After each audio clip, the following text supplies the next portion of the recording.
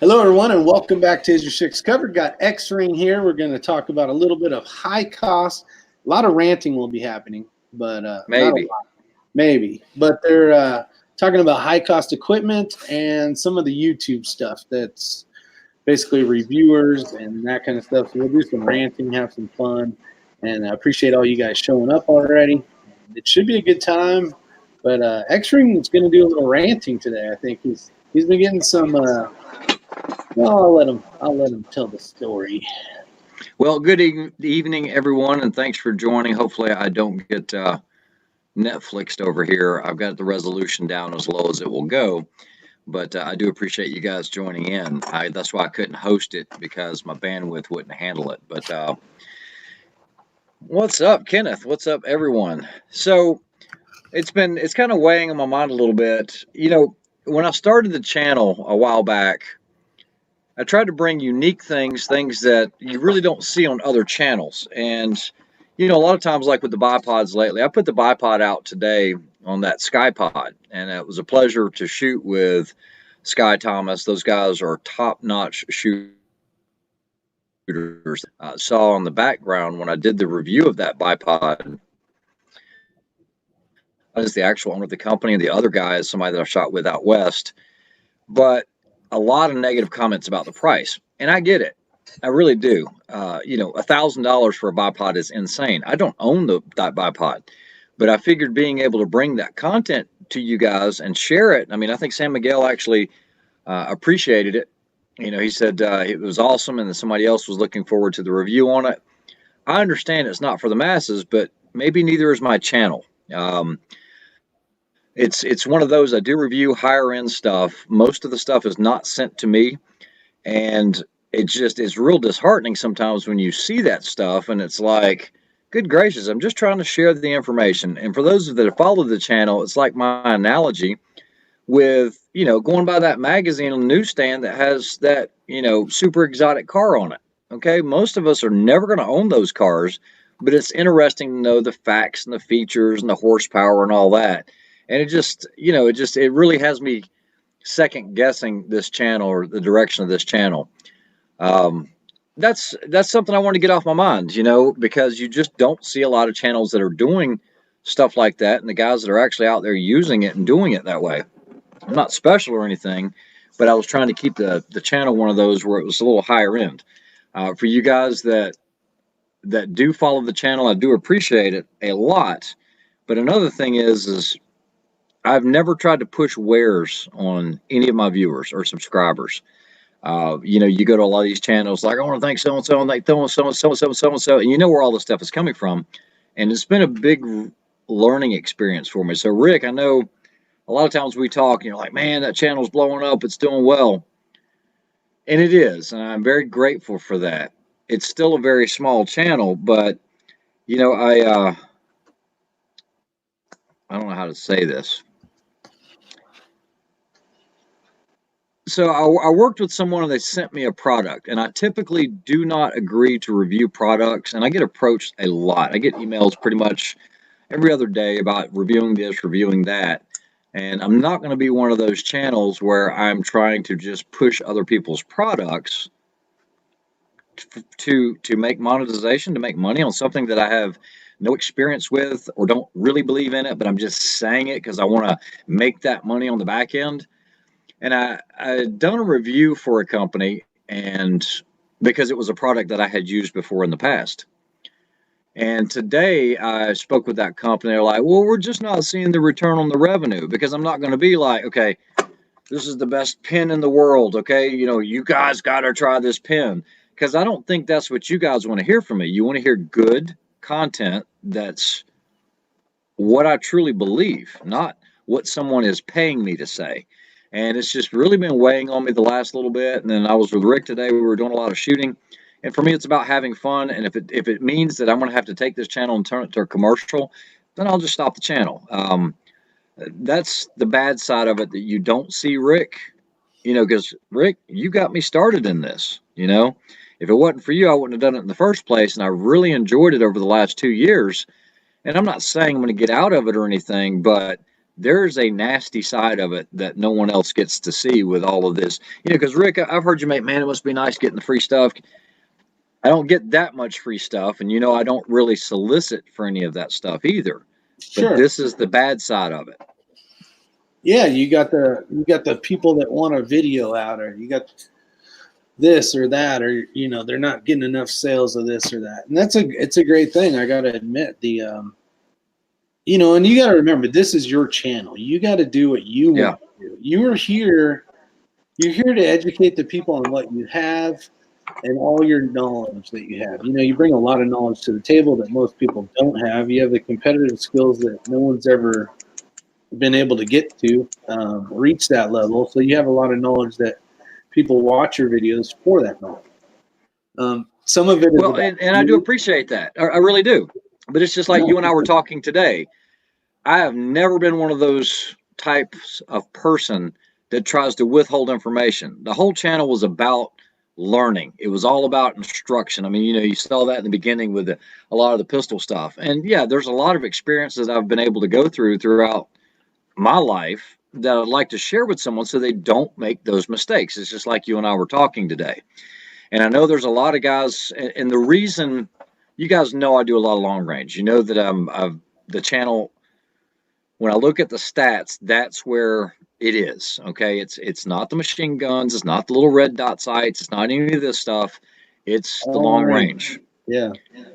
And just by you being around it, because we're pretty much neighbors, it's made you a better shooter just by being exposed to it. And for sure. And I get it that it's not an inexpensive venture. Okay, and I don't want to miss on everyone's comments. There's a ton of really good ones. Well, like I told you yesterday, I said the group we hang out in, you can't shoot one MOA group. So you just can't. I told you that yesterday. Yeah. Okay, so go ahead and tell everyone the story on that yesterday. So we've been shooting. Ray and I have known each other probably 4.5 years, something like that. We've been shooting. I've come a long way in my shooting, pistol wise, rifle wise, whatever. Just hanging around the mag, trying to suck up as much knowledge as I can. Trying to keep my mouth quiet and my ears playing, but I try to, and I've learned a lot in the 4.5 years or whatever. But it's the group that we hang around is not. They are top-notch shooters. Like you can't have. Me being like the newer guy, basically, since I moved to town. You are the new guy. You're the new guy. You can't be a mediocre shooter and basically hang out. Basically, how it went is we were shooting rifles. We had my Tika. I think Ray had his AI maybe out there, and Sam had his. I always want to call it a Ruger, but it's not. It's a Remington. And these guns are shooting. I mean, just dead nuts accurate. And I'm like, at the end of the day, I'm like, you know what? You really couldn't hang out with this group if you had like a.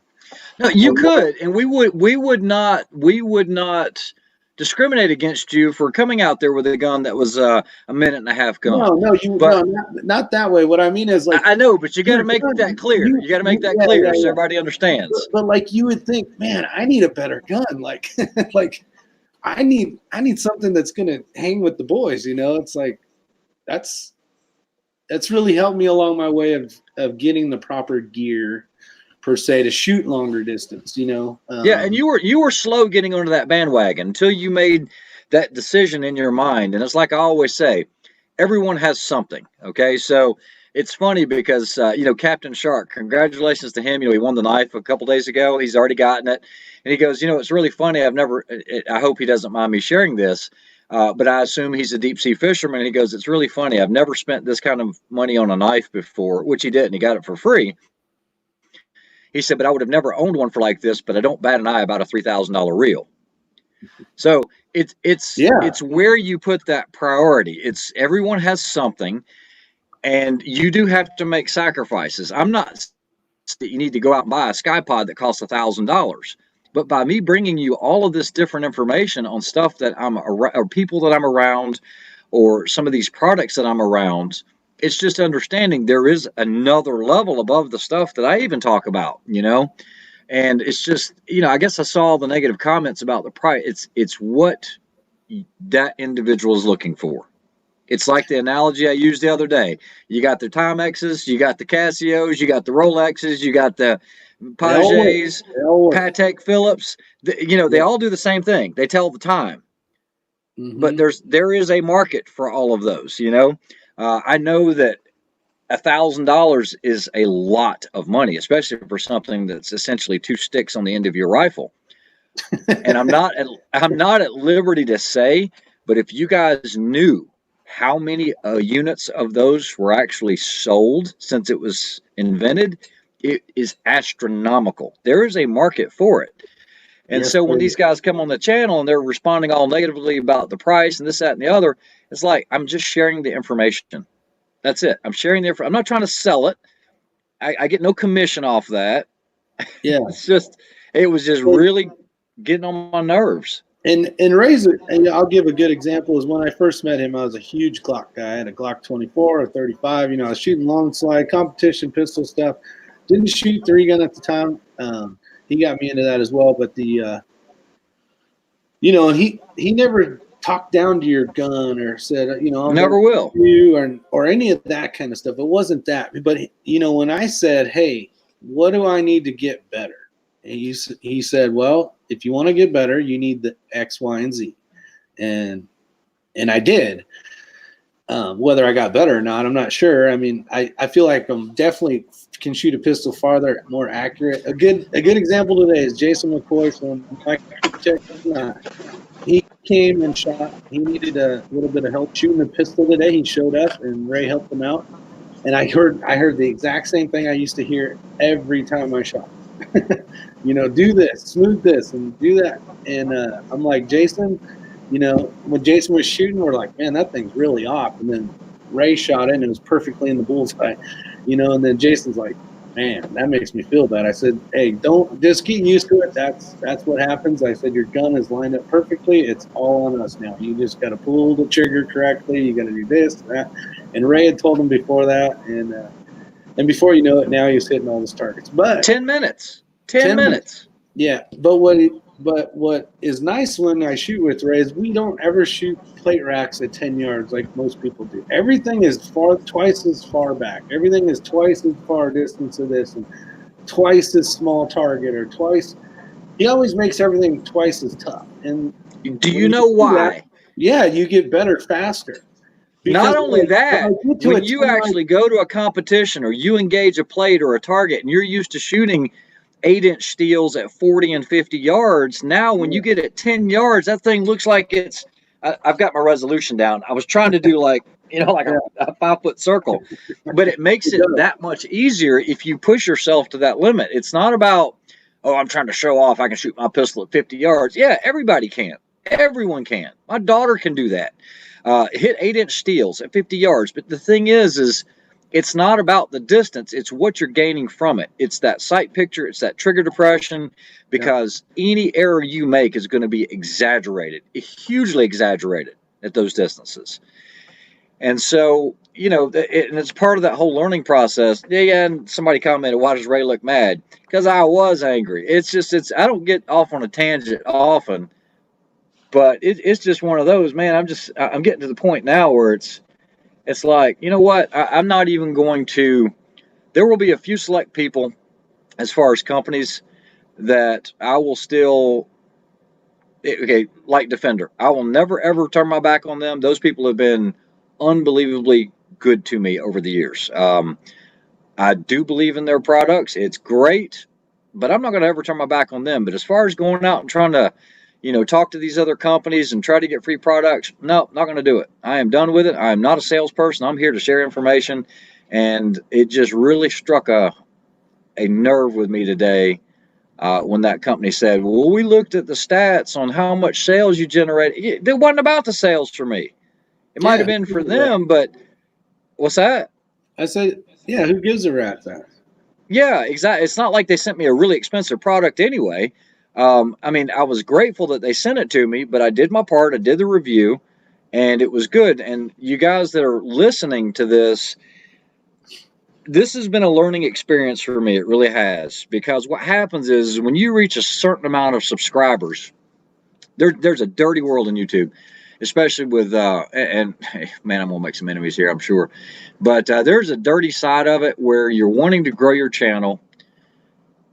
And fortunately for me, I was able to bring a lot of the content that was all of my own equipment, gear, or whatever, just because of access to the things that I have and what I do. But then there's another side where you're like, okay, well, I want to review this. And you guys know that I don't do a whole lot of the, what? I don't know. I'm just trying to think of something. Normal. Okay, product X, okay? Now, I like Streamlight. I'm not busting on them or anything like that. But I'm not going to be trying to sell you this. Okay, I've done, you guys heard this. I did one Olight review.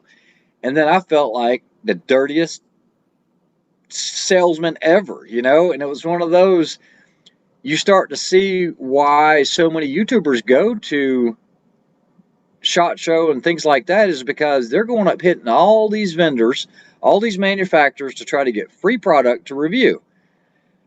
And I'm not going to lie to you, I went there, I made some really good contacts this year, but I'm not going to be drug into that. I'm not going to play that game, and you know, I'll just continue to do what I'm doing. I don't think you'll see me reviewing, you know, what? Fill the words in for me here, Rick. I need some help. No, I'm not talking about PSA. I am not at all. This is something completely different. I'm trying to figure out how to spell Florida because my brain's not working, but I'm trying to LOL with Florida Bearded Fisherman. I'll just put LOL. That one's for you, buddy. My brain. Well, the thing is, the people go to your channel either to learn something. Like, okay, here's a perfect example. So here's me and Ray BSing during the day. And this is just me and him, no cameras, no nothing. He had, you got the sheet with the scope on it nearby? I'm sure it's right on the table right there where we left it. Oh yeah, this has nothing to do with the Psych Pod.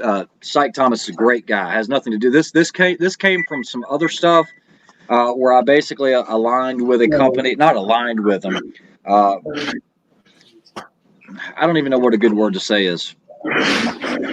It's basically where companies agree to send you stuff, and in return, you're gonna tout that company up, and you're gonna do this, and you're gonna do that for them, and all they're looking for is that bottom line. I understand it is a business, but is this one you're talking about, Rick? Yeah, just show one. Basically, we talked about a scope today for probably for, I won't even say it's a knife work scope. What's Trimmer 3. Trimmer 3 reticle. And I just wanted to learn about the Trimmer 3. So we sat in probably 30 minutes, maybe a little bit, talked about all the, with the Trimmer 3 reticle on that one, it has wind increments where most scopes don't, you know, and I just wanted to learn a little bit. So we talked, like if you were ever to hang out with us and we're just BSing, we're usually talking about something gun related per se, not all the time, but like he's such a good teacher and a friend, and that, you know, it's like we're just BSing, but I'm actually learning something, and he's just kind of going over it. Like, so that's like a lot of our day where I learn a little bit about something, but it's I don't even know what the hell I was talking about now, but it's like we're not sitting there trying to, I guess Ray's channel is more informative to give you guys information. You know, there's a lot of stuff that Ray doesn't, you know, may or may not ever put on his videos, that just for the fact quite a bit. Some of the stuff we talked about yesterday. Yeah, and that's more tactics related. He doesn't want to ever worry about some guy learning something from his channel on YouTube and then being some bad guy, and then him having to ever worry about how the guy learned it, you know. So, and I can totally understand that, totally relate to that. So it's pretty cool. But it's if you go back to cost of equipment, if you really want the right thing or something that's going to last you forever, just, you know, the whole buy once, cry once kind of thing. But he had the stuff. That's his stuff to show us. And I've learned so much from him. There's shit I've never even heard of until, you know, I met Ray. 2011s, we know what a 2011 was. Now I got a couple. Like, you know, as far as different atlas and different this and that and scopes and blah blah blah and the old cookout. Yep, went to the cookout tonight. But it's I don't know. You feel better now, Ray? Did you let it out? Did you let out that rant? Yeah, I feel better. I mean, there's a lot of comments here, and like I said, I do appreciate everybody coming out here. But man, I tell you what, I am easygoing. Okay, you know that. I mean, I'm the most easygoing person there is. But when I read that email, man, I tell you what, it really sat wrong with me. And I said, that's it. I'm done. And somebody, I think Kathleen said it the best. Being a shill, I am not going to be a shill for anyone. Period. Yeah. If I believe in them, I'll give them a shout out or something like that. And if that stunts the channel's growth, then so be it. But yeah, that's where I stand on it now. If all my reviews are honest, they're the way I see it, the way it's done, and I'm never going to change it based on somebody giving me something for free. Not going to happen. Yeah, and here's a good question too, and it kind of depends on, I guess, who and what kind of relationship you have with a company. But there has been times where I've either purchased something, or it's something a little small that someone will send me, and it can be shit, and I'm like, I'm not even going to do a review on it. I don't want to do a review on it. But then on the other hand, it's almost like if you don't do a review on it and say how crappy it is, you're really not helping the Joe public that will still buy this stuff because they didn't know it was a piece of crap. So I've heard it both ends. Like, because I've always told, if someone sends me stuff, which is hardly never, I'll tell them, I'll say, I'll do a review, but if it's a piece of junk, I'm gonna tell them it's a piece of junk, or I'm not gonna I'll show you the video first, and it'll be me saying it's a piece of junk. But I'll either not let it out, or I'll let it out. I'll give them the option, because it hardly ever happens, but if they give me something to try out, I'm not gonna lie. I'm gonna tell you it's a piece of junk, but that video may never make it because hold that thought. Hold that thought. Can you put TBs? This one? Okay, TB, you've never met me, but how right you are with that statement. And Rick can definitely tell you that is a 100%. Yeah, very true. Isn't that right, Rick? You know exactly what I'm talking about too. Yeah, I mean, you know what I'm talking about. Yes, I'm thinking of one funny story in my head right now. Yep, that's exactly right. Like I said, I think that's enough with the rant, but we can change gears, talk about something else. But yeah, it just that really kind of woke me up on where the channel is right now and what I'm going to do with it. I'm just going to keep doing what I do, and as far as trying to reach out and do that, here's a good whatever falls. What's that? Here's kind of a good thing. I think people have their little sections of the YouTube world, right? Like, Rob is a big pistol kind of guy, right? He does a lot of pistol USPSA stuff, and like, if someone was to send him something in like a weird, like, sniper tactical, something that he's never done before, right? That's not really not his forte. That would be more like your forte. Some of the things I see is, and I put it on here, the high cost of equipment and YouTubers, whatever the hell I worded it, but it makes it tough because you're never going to give a good review because you've never used that X item, right? In that type of situation, type of scenario, type of training, type of whatever, and that's where it kills the other guy. Let's call it item X, right? Yep. Me as I want item X just because I'm this small YouTube channel. Hey, this is, is your 6 covered? Is there any possible way I could use item X? Try it out. I'll send it back, whatever the case is, for a review. They say, okay, I do a review on it, but I don't know shit about it. I don't even understand how it works, but it's cool. I feel cool because I got something that item X to try out or make a video or whatever. But you, on the other hand, say item X was something that was in your field, but now you can't get it because I kind of screwed up item X, right? The vendor per se of item X. It makes it tough. So you got to really, I feel that the YouTubers really need to stay in their wheelhouse, whatever that is, you know, whether it's knitting socks or whatever the case is, and let the guys that in that certain field get more of a chance to try something out. Yeah. So. Well, it's like us the other day, and this is no reflection on that AKV that I reviewed. It's just typically, I think in the whole history of the channel, I might have reviewed, 3 or 4 PSA products. And I've used a lot of their products. Yeah. But how many videos are out there about the AKV?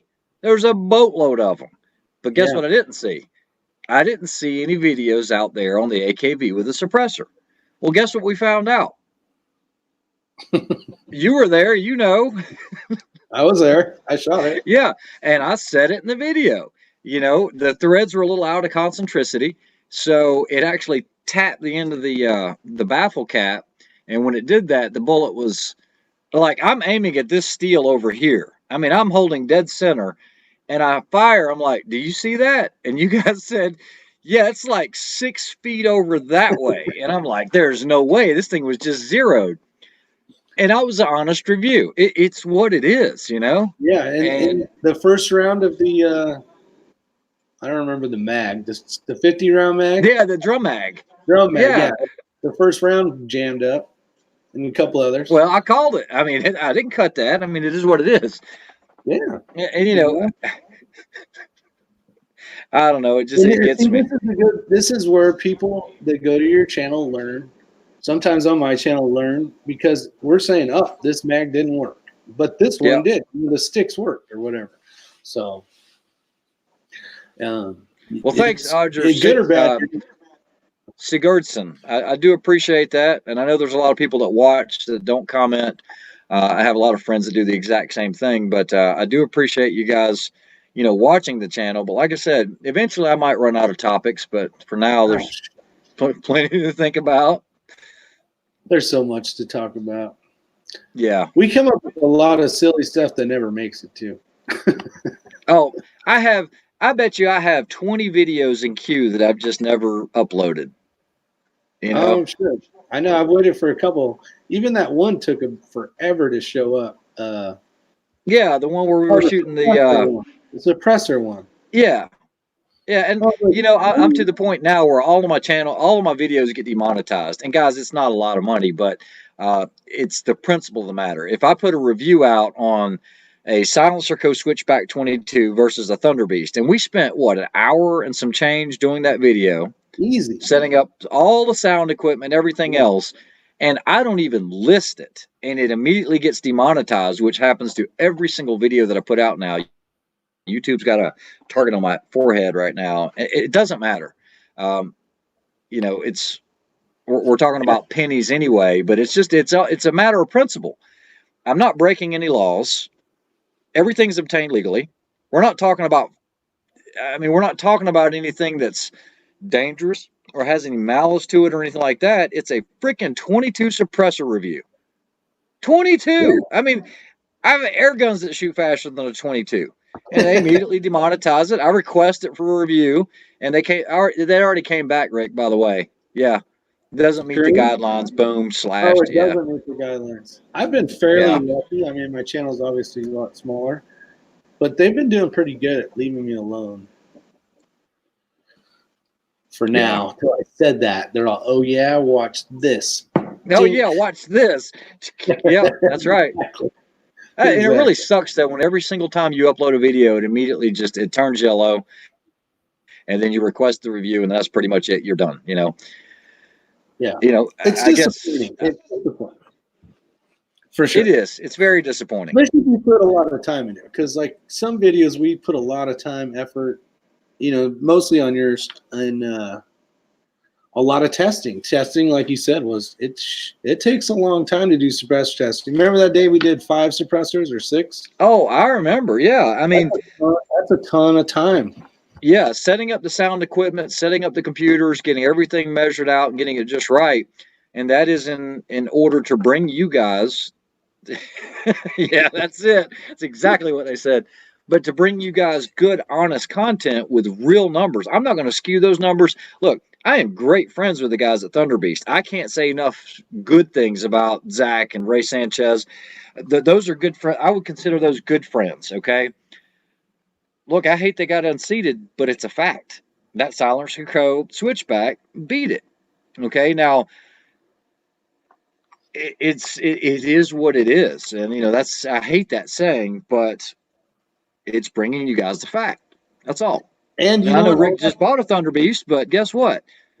That Ultra 7, in my opinion, one of the best precision rifle suppressors in the world, and that's why I run them on everything. I didn't sway you on that takedown. You made that decision on your own. What's up, Yeah.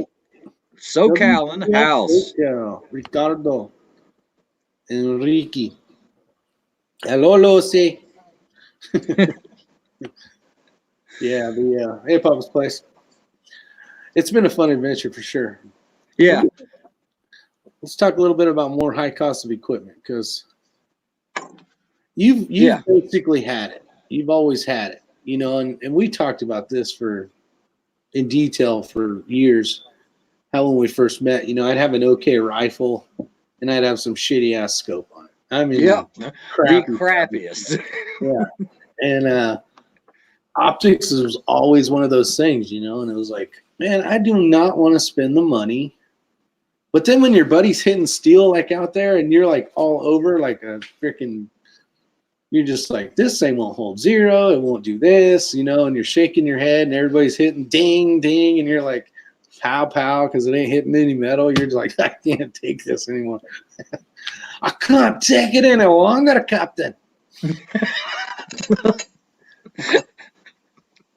So that's why you upgrade, I guess.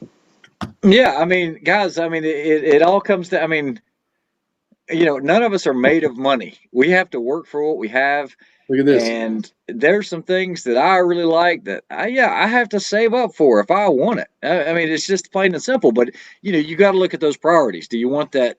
Whatever. And somebody mentioned something about a Corvette earlier. Do you want a Corvette over here, or do you want to get into precision rifle shooting? Okay. By the time it's all said and done, it's probably about the same cost.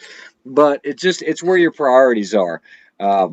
No, precision rifle shooting is not that expensive. When Rick releases that video, I shot that PCR again of Sam's. Have you released that yet? No, I still got to edit. I got some good videos coming up. Yeah. So we were out at the range yesterday, right? And Rick was yeah, we're always on the range. So Rick was shooting his Tika, and Sam came out there with that PCR. I said, let me get behind that thing again. I just want to see if that thing was a fluke. And I did a 3-shot group, and that thing measured, what was it, Rick? Hold on. Where's my phone? It was stupid is what it was. Yeah, and twice now I've grabbed that 7. Well, that you can get them for $6.99, or you could anyway. Let me find it. Oh, wait a minute. Oh, you have the target, don't you?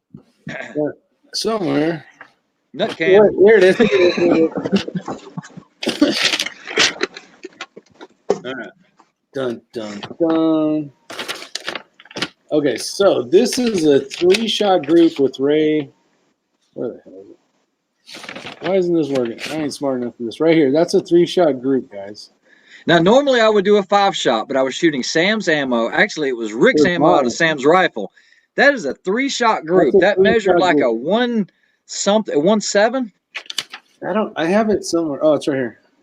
Is that the right picture? Yeah. That's a .21. Okay, 0.21. Yeah. That is. Yeah, there you go. 0.22. No, 0.21. Yeah, 0.21 MOAs, 0.22 inches. And it's like, that's twice now that I've been behind that PCR. That thing's less than $1,300 the way it sits, okay? So you got the rifle. We put a Timney trigger in it. It's got I think that's actually a Caldwell bipod. And then I won the muzzle brake and gave it to Sam. So, I mean, it's a $1,300 rifle. Yeah. And that thing outshoots my accuracy, outshoots Rick's Tika. I mean, hey, pull up are you on your phone or your computer?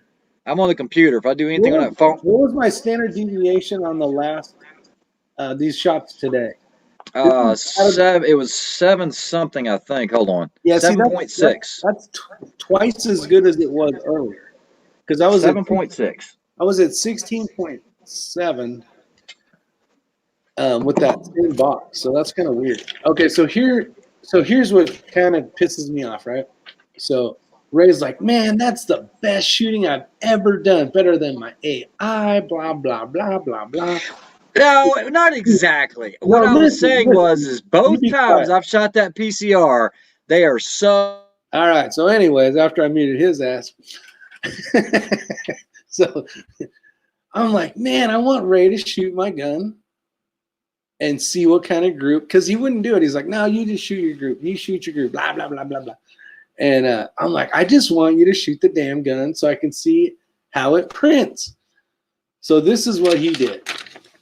This is with the same ammo. That's and that's a small group as well, guys. All right, I'll demute. You're unmuted again. But yeah, so that's Ray on my Tika. He did okay, but he did a 3-shot group with the PCR, which was phenomenal.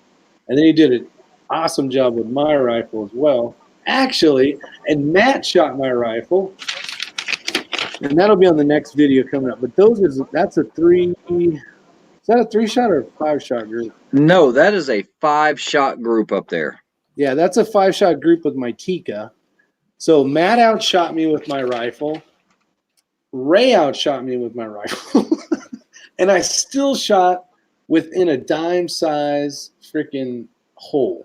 So by the way, the Remington PCR is in 6.5 Creedmoor, and he was shooting Rick's ammunition, which was essentially Hornady once fired brass with H4350 with 41 grains. It's actually a slow load. Yeah. I think Rick's average is like 2639. We're not trying to burn it down or anything. It's plenty good out to 700-800 yards. They're not shooting competitions or anything where it's that necessary where they need to be pushing that envelope or pushing 42 grains. Not yet. And look, can you take a Ruger American and do those groups? Yeah, you probably could if everything's right until you get some heat in that barrel and then it starts opening up. I'm not knocking on it. I'm just saying you got $300 rifles, you got $700 rifles, you got $1,700 rifles, and someone commented earlier about that Tika, and he says you can get one for $1,200. If you can get a Tika T3X for $1,200, that is smoking. He might be a CTR or something, but buy it. Yeah, different can of weenies. Yeah, PRC. No, it's the PCR, the Remington 700. Yeah. Yeah. So it's a great gun that shoots great. But I'm still getting outshot by my freaking good shooters, which is fine. I'm still learning. One day I'm going to kick their ass, though. Yeah, you will. And see, the bad thing about it is I brought the AI out today, and I'm out there. I said I got to make sure this thing's dialed in because I had to take I borrowed a bunch of parts off of it when I shot the Bushnell. So you guys see that right there? That I threw the one shot that is right over there. This right here, that's 3 bullets in one hole. That is 3 bullets, guys. Yeah, so Rick saw it. I was like, well, at least I feel better about that because, we've been shooting a lot of groups here lately just for whatever reason. But, yeah. I have been enjoying long-range shooting way more than pistol shit lately. I mean, way more fun. Seeing Rick shoot rifle. WTF, you saw me when I was like in a diaper shooting a rifle. So Shibasiki says, any recommendations on a 308 gas gun? Been looking at Knights Armament M110 SR25. That's big money. Those guns shoot pretty well. I've also seen some of them that don't shoot that well. But 308 gas guns, let's shift gears. Let's get off the rant stuff. And so what are you trying to do? Because every time this comes up, are you trying to shoot repeatably quick, or do you want to shoot repeatably accurate? that a good way to answer that? I know they can do both, but not all of them can. That's great. That's a great, because like, so let's say for example you get you remember when SIG, they might still make them, but they had the SIG 716s. You could get a 16-inch barrel. Then they had the SAS and the 18. It really depends. Are you trying to reach out with the 308? There's a lot of guys that'll get 308s. The furthest they're going to shoot 300 yards, and that's fine. In that case, there's nothing wrong with the 16. But if you're planning on taking and stretching out quite often, yeah, that 16 can reach way out there too. But if you want to do it more consistently, hit your shots more consistently, then I'd go with an 18. That Knight's Armament is a lot of rifle. It's a great rifle, but it's a very expensive or pricey rifle as well. I don't know. I mean, can you build an AR-10 platform with really good components? Maybe throw something like, a Proof or a Bartlett if you can get one, and throw one in there. Could you build one that's better than that, or are you just looking for something that's factory? Well, let's talk about Black Beauty. So, if you guys, I'm sure most of you guys know what Black Beauty is. It's raised 223 5.56. That is his long-range precision rifle. He shot it in this last match. He can reach distance with this. He's got to run a good bullet, but this thing is set up, and he's proved at 1,400 yards he can hit small steel with it. And during a competition, not just kicking back and relax. In the moment of competitive shooting, he can hit 1,400 feet with some massive crosswind and all that stuff at the one. And not feet, yards, buddy. What did I say? Feet? Yeah, you said feet. Well, you can hit it at feet too, right? So that rifle is capable of doing shit that most aren't. So I'm sure you can do the same with a 308 if you put the right jump on it. Well, we've got Kenneth on here. Kenneth is taking his 308 and reaching out beyond 2,000 yards and hitting on his steels. Yep. So that was a topic of conversation. I don't know. It'd be hard for me to spend the kind of money that they want for a Knight's Armament M110. And I've passed up on a lot of SR25s. They're great platforms. They really are. And I like Knight's Armament. I've carried a lot of their guns, a lot of their rifles, and they're solid. But I don't know if I couldn't build one that might be just as good for a third of the price or less. Yeah, Milspec Grunt, he put a AR-10 20-inch barrel with a PSA. There's one Coach Boy shot. He shot an outstanding group. Nothing, all is good as long as you get a Wednesday or Thursday rifle, right? Yeah, that's right. Got to get that Wednesday rifle. Got to get a Wednesday rifle. That's it. Don't get a Friday, Monday rifle. Woo! Good Lord, that's a bad idea. Yeah. I don't know. Right now, I'm enjoying it. I had gotten away from precision rifle a long time ago, got back into it. I am going to hit it pretty hard this year. I'm hoping Bryce and I can do some more matches, and I am planning on doing that Sniper's Ultimate in October, and then probably another one out west in October. I don't know how much I'll shoot 3-gun this year.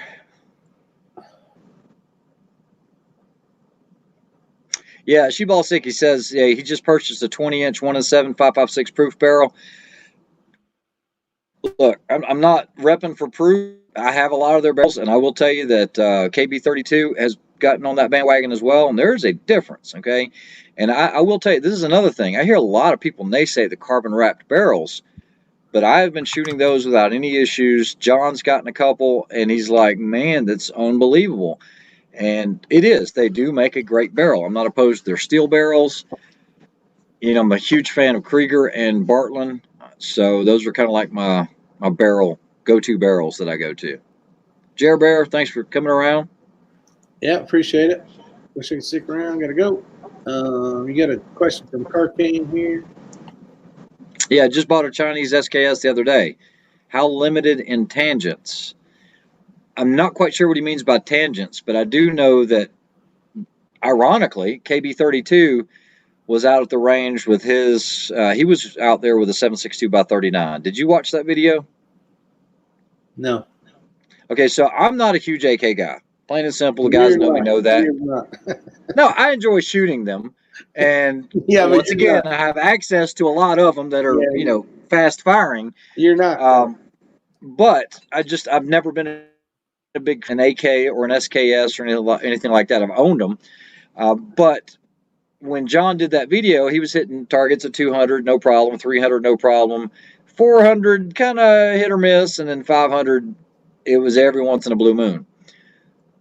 It's a devastating round. It's a great round as long as you realize that it's probably about a 2-minute setup, maybe 3 minutes, So, with that SKS, you can have a lot of fun with it. How limited in distance.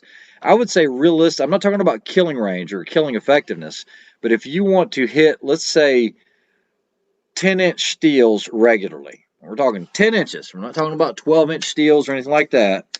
I think it is realistic to say that on a 10-inch steel, if you find some decent ammo, it can be steel case. It doesn't matter.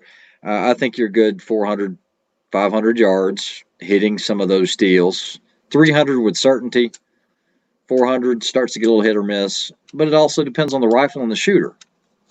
This will never happen. I'm going to answer this for you. Okay, Harrison, you got me on that one. That will never happen. I knew the answer to that one. Yeah. And I know you weren't even asking me, Harrison. Which is better for 800 yards, 223 or 5.56? You can get more pressures out of the 5.56. Are you so I mean, but you can do it with 223 all day long, shooting some 223 with 77 grainers. Heck, we take 69 grainers and hit them all day, Rick. So if you're asking which is going to do a better job of it, getting something, and it's hard to find true 5.56 ammo that's 77 grain. You can if you're shooting like some of that Mark 262 and stuff like that, but. So like right here. What barrel steel? So this one it's stamped 5.56 because some of the pressures you're getting into that 5.56. But don't make that mistake like Rick. Rick bought a bunch of ammo and it was in 223 and it wasn't a wild chamber. I think you might have thought it was a wild chamber. Well, it was 22 years ago. Yeah. Maybe so just Eagle Eye's agreeing with me completely. I mean, it really doesn't matter. Just make sure you've got a 75 or 77 grain bullet and you're good to go. Yeah. I mean, that's what we're loading up for sure. Boom. Yeah. Especially with that gold stuff, the XPR. Yeah, the 8208. Yeah. Or the 8028. Hold on. No, it's 8208. So, guys, this stuff right here, if you're reloading for long range, for long range, for 223 or 5.56, I really like that powder a lot. It's temperature insensitive, so I mean, it's not going to vary a whole lot. That's good powder. And a lot of guys are going to say, "Well, Varget's good." It is, but that 8208, I really like it. If you can find right now, man, I tell you what. Shit. Yeah, there you go. You guys see those numbers?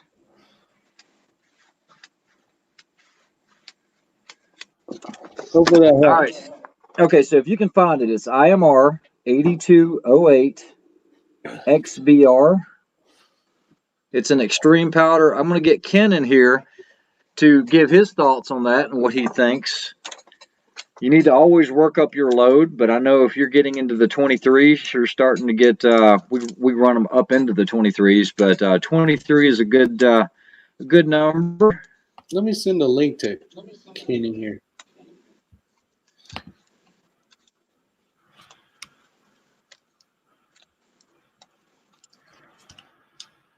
I'll send you a link, Ken. Yeah, there you go, SoCal. It says Vargas. Yeah. I tell you what, if you're shooting, guys, I'm going to share this with you. I don't share this with many people. It's not a secret load or anything like that. But yes, it is. CFE. Oh, okay. No, okay. CFE 223. Hey, Keith, yeah. So if you're WNC Tar Heel, WTF SoCal, Florida Bearded Fisherman. I'm just learning somebody get Sarcane. So Same this as you. stuff right here, CFE 223, this is really good for 69 grain Sierra bullets, like Sierra Match King. You get near 25, and I can tell you that's a pretty safe load, but check your own rifle and everything else. Check your velocity. No, that's a safe load because it's not that hot.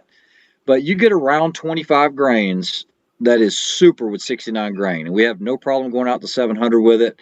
It's pretty easy to find that powder. The 8208 is a little tough to find right now. At least it is. I'm not saying it's secret load. It's just it's one that I've had for a while. When I was reading.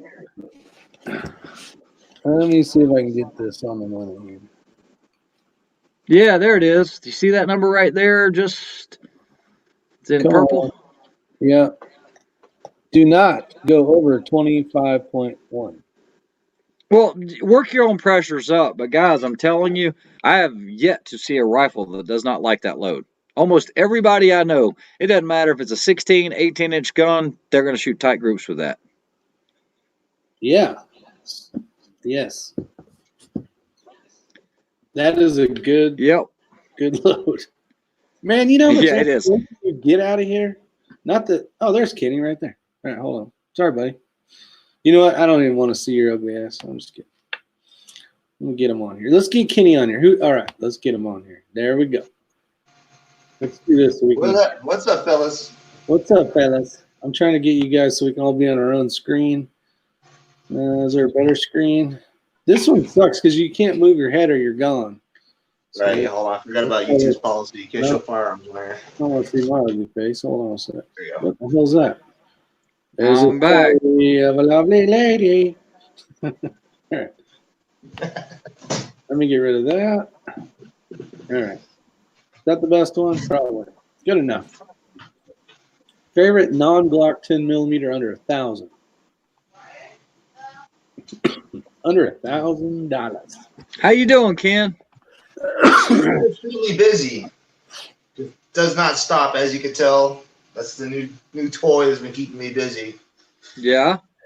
So. Let me click on this new toy here. What the hell you got over there? 3D printer. Oh. Yeah, I'm using it to prototype parts. That way I can get it machined in metal. So that means custom pistol slides, machine parts and stuff for firearms and all triggers and all that. That's awesome, man. I hope you make $1 zillion on that, dude. Oh. I've always been anybody that makes stuff comes up with it has the smarts to invent shit. Like I've always been a guy that likes to invent stuff. I came up with a cool idea one time, but I didn't beat the market to it. So I was a little bummed. But I'm always trying to think of new shit to make. Like, well, we talked about something yesterday, right? And Ray's all, yeah. That means to me, nope, ain't nobody buying it. Well, I mean, you know, I've invented quite a few things as well, but if it's not an idea that just kind of goes, ding, that'll work, then I just, you know me, I'm going to tell you what I'm thinking. And it was a good idea, but it was just like, I don't think that's going to work. No. Hey, I'm just thinking one of these there, Rick. That's how the round. I know. I'm waiting. That looks cool, man. You know, I gotta make a bunch. They take a little bit of time to make. That's why I'm holding up. Okay, so that's a question for Kenny right there because I don't know the answer to that. Otter Sigerson, can you click on that one? Yeah. Yeah. Oh, damn it. The one above it. I know. Every time I go to click it, there's a new comment. Moves it up, and then I'm on the other one. Ding. Structured barrel. Here you go. Ooh, I can't answer that because I have no experience with that barrel. Me either. No. Oh man, we stumped the Ken Master. No, I get stumped a lot. Yeah, if I don't have experience on it, I'm not gonna. You know, I can't put any opinion. So. Yeah, you and I are alike in that regards. I don't always believe everything that I read either. So if I don't know, I don't know it, and I don't know the answer to that. I deferred that to you guys. On a better note, I got to shoot my suppressor that I What? can't keep yet. It's in jail, but I had the opportunity to shoot it. Oh wait, we can show everyone. Let me grab it. It showed up. It showed up. I got my freaking new. Well, that I don't know. You've probably seen that video. Maybe you haven't. But what the hell was that? I got a new cold bore. Basically, I got a new brake I put on. It holds that, but I can't legally own it as of yet. Wait. Oh, there it is. Oh, Damn, so sexy. yes. The Ultra 7. Now, he did go with it in 30 cal. That Yeah. way it has more uses for him than just throwing it on the 6.5. But, That's the same one I ordered. Is that what you ordered? Yep, exact same thing. Man, you're so smart. I mean, I like the way you think. You know what I'm saying? Ray influenced me. He's the one that spent my money. You are one smart cookie. You know what I gotta say? I'm not.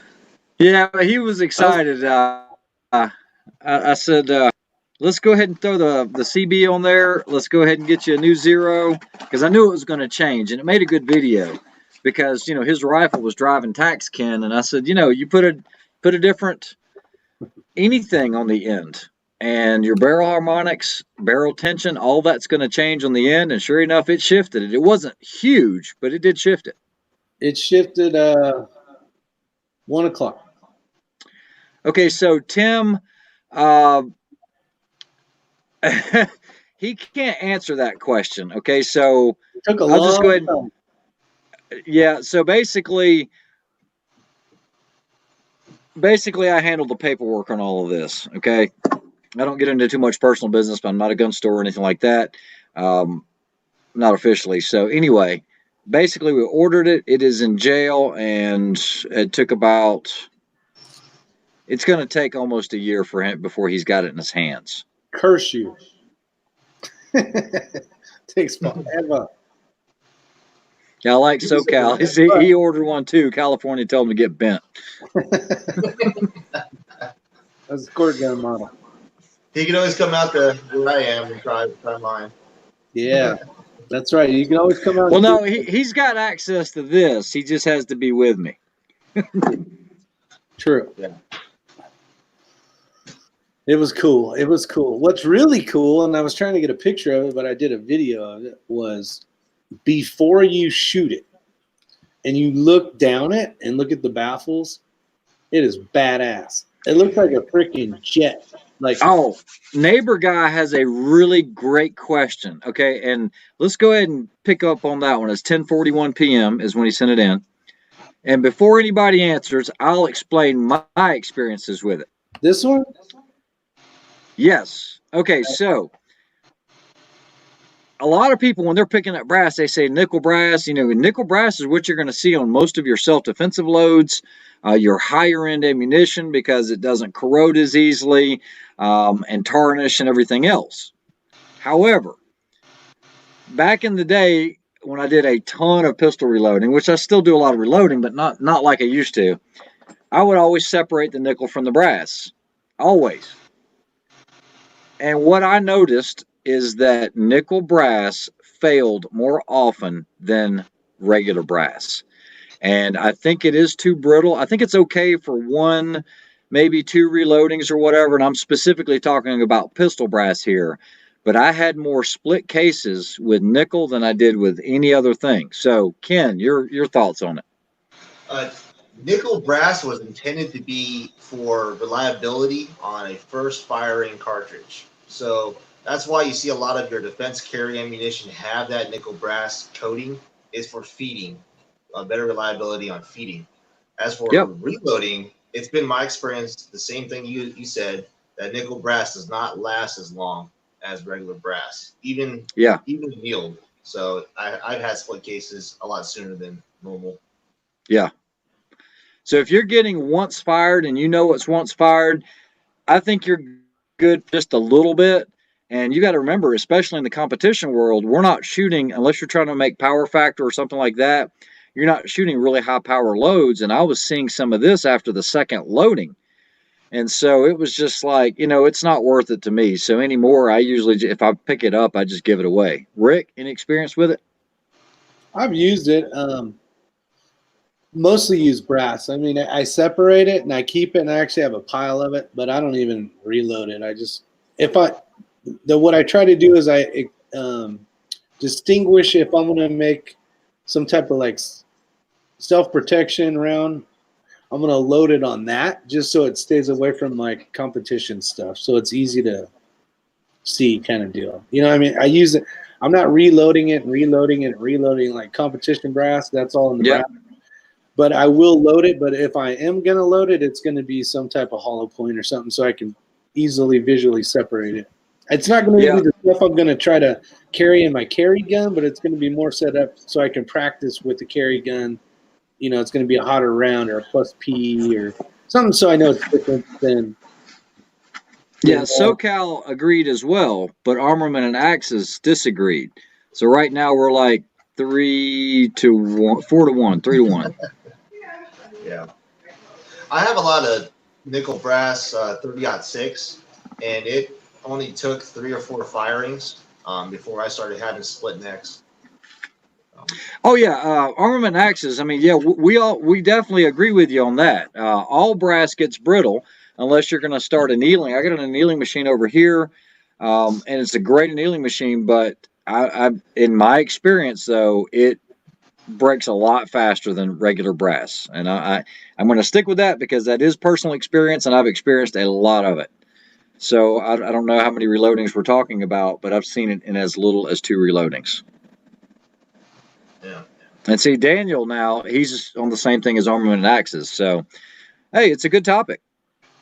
Yeah, for sure. Yeah. And a lot of people like it because it's different. You can find your brass on the ground easier because everybody loves the shooting brass. So. Yeah. My annealing machine, Otter is asking, it's the Bench Source, Vertex Bench Source annealing machine. Yeah, it's a little, what's the word for it, Ken?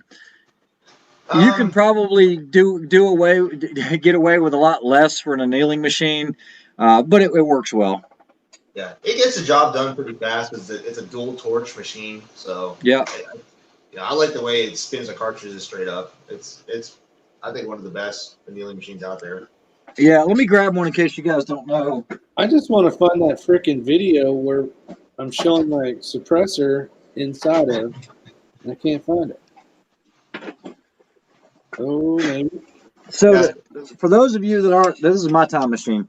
So, those of you that aren't familiar with it, here you've got your power switch and your timing, and then on the top, it looks like a record player. I've taken the torches off. The burners go right here because it was on the table.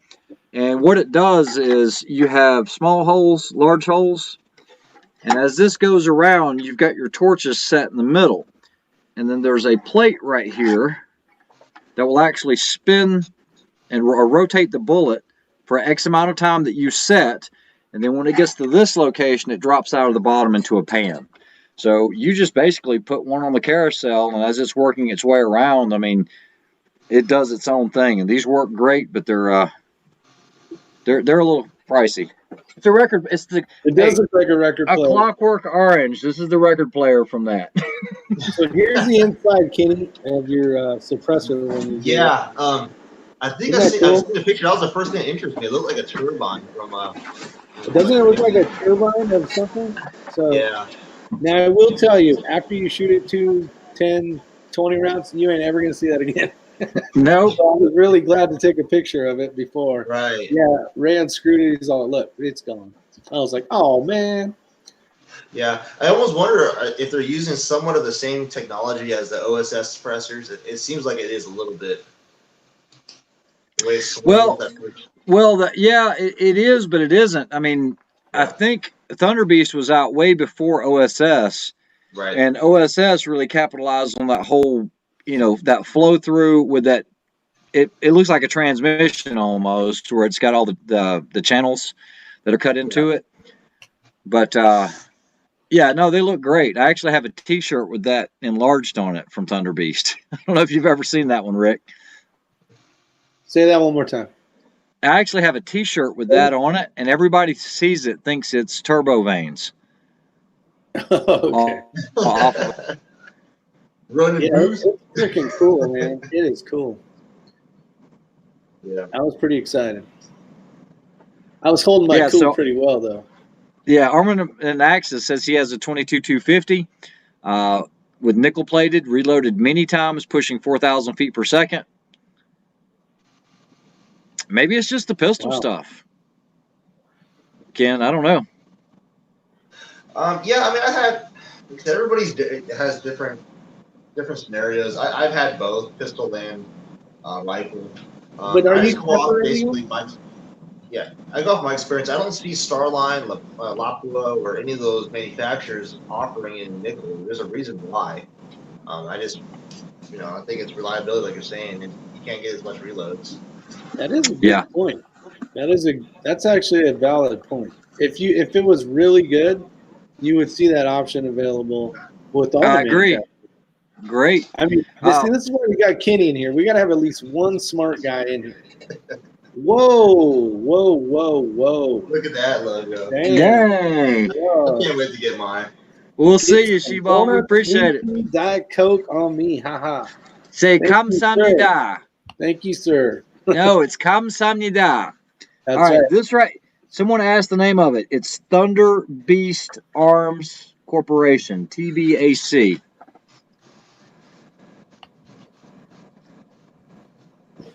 That's awesome. That is awesome. Oh, Armament Axis says he doesn't own the rifle anymore. He misses it.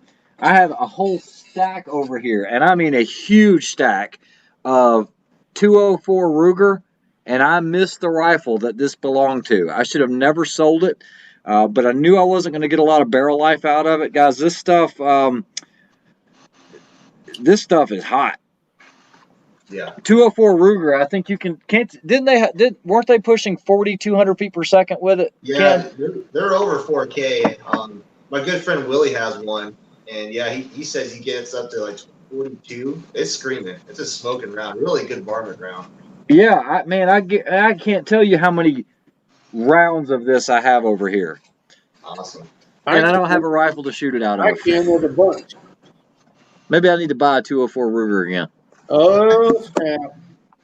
Did you tell anybody about your 6 Creed? You can always rent a reamer. I got you. Yeah. No, I have a proof 6mm Creedmoor barrel coming in Thursday. Oh, and so, yeah, Ken, maybe you can give me some direction on this, because after I ordered it, I almost had buyer's remorse. Okay. Because when you really look at the numbers, there's not a lot of difference between 6.5 Creedmoor and 6mm when it comes to just looking at the raw numbers. Right. When you get into hand loading and you think about recoil management, that's when you see the benefit. But if you're comparing just factory ELD match to factory ELD match, there's not a lot of difference. No, there is not. And in fact, there's a lot of folks reporting really good accuracy out of the Hornady match ammunition. They don't even have to reload. They go to the match, F-class or not F-class, the PRS match with just the Hornady ammunition. What do you think I do? That's what all this. I really don't reload. I mean, I helped Rick and Sam get started in it. Not started in it, not in reloading, but getting something set up for their 6.5. But yeah, I'm a box guy. I mean, I'll just shoot this stuff straight out, and it's been good enough for me. Eventually, I'll get back into reloading, but right now I just don't have the time. Yeah. I would say if you're not trying to push the limits on like ELR or try to go to that subsonic zone, the 6mm Creedmoor is probably the way to go. There's just more projectiles than 6mm 6.5. So. Maybe you guys can answer Tim Davis's question here when you're done. Tim Davis? Oh, it depends on the size of the objective. Right. What you're putting it on for clearance. I don't like to have a huge gap, but I don't want it a 1/16 of an inch off the barrel either. Ken, what's your thoughts I'm on the same that? way. I set up my rifles to be natural for how I lay down. I want to be comfortable. That's the key to how I set up the rings on my scope. But I tend to have my rings a little higher. I just seem like I feel more comfortable. I don't feel like I'm eating a taco when I'm trying to shoot. My cheek What's just wrong with falls eating a down. taco? It just feels, I guess, more relaxing. It's not. I'm not straining. I can focus more on my cheek weld. Or my cheek weld is actually a little bit more consistent. So I run my rings a little higher than normal. Actually, Yeah. I can show you. Um, No, you can't. You can't show that. Yeah. You can't touch it. oh, Can't touch that. There. You can't touch it. Okay, so there was a real good question. I do want to answer this really quickly. It's up at the top up here. It is Silencer Shop hasn't had any Thunder Beast arm suppressors or silencers for a while. Do you know if there's a problem or is there just a backlog? The backlog is very huge. I know that they've landed some military contracts. They've always been in high demand, like really high demand. I would say, no, I'm going to go on a limb and say, in my opinion, this is Ray's, it Uh-oh. is the best precision rifle suppressor available for precision rifle shooting. They are backlogged that far right now. I think if you know somebody that's a Thunder Beast dealer, if they are trying to get their hands on, let's say, an Ultra 7, you will not see that. That won't even be available for like 6 or 7 months. That's how backlogged they are, and they are running a tight ship. They are just running like crazy, and they just can't make them fast enough. Which is another reason why they're probably the best precision suppressor out there. Okay, so on the Vortex Razor HD Gen 2, dang it, I've got a set of those precision rings unless I've got somebody borrowing it right now. I'm trying to think of what height I had for the Razor HD. I don't know if he's got the 4.5 to 27. I think he does. Who, me? No, Tim Davis, because he just bought that setup with the. I think he's just got an MDT chassis. Oh, gotcha. Yeah, it sounds like he. What the heck's going on? SoCal. I got mine from Capital Armory. It's where I bought mine from. Yeah. I think they still have it in stock. I saw that silencer shop was out of stock for a while.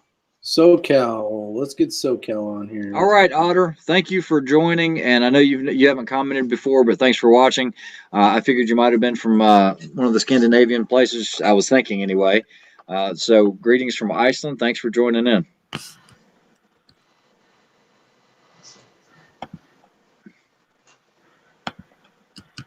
Is this loud? Can you guys hear that motor or anything? Is it backfeeding? So I make sure it's not loud. I can hear it a little bit, Okay. but it's not bothering me. It's all good. We gotta have something going wrong with this. I mean, that's how this works. Yeah. I actually I printed out a bullet feeder, making a bullet feeder so for the Progressive Press. I'm starting to shoot a lot of 9mm for steel shooting matches over here. When are the Arkin scopes going to be back? They're currently pushing. They kind of put a halt on the SH4 and EP4 4 to 16 to kind of get the higher demand of the 624 power. I put an order in for 10 scopes about, let's say, 3 weeks ago, and I still haven't gotten an update. So I don't know as of right now.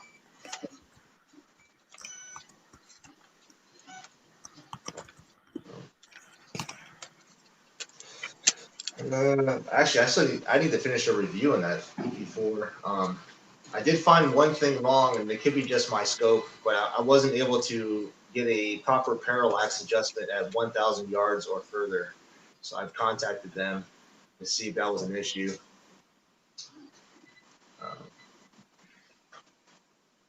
That's the reason why I've been holding off on the complete review, just to make sure I don't put out false information. Yeah. See you in a minute, Chris. Sean, thanks for showing up. Thoughts on the suppressor? Yeah. Ken, have you had any experience with the buroscopes? The buroscopes, I had a friend that had a burst eliminator. It had that built-in rangefinder and all that. Yeah. Yeah, it was bulky, ran out of battery. Yeah.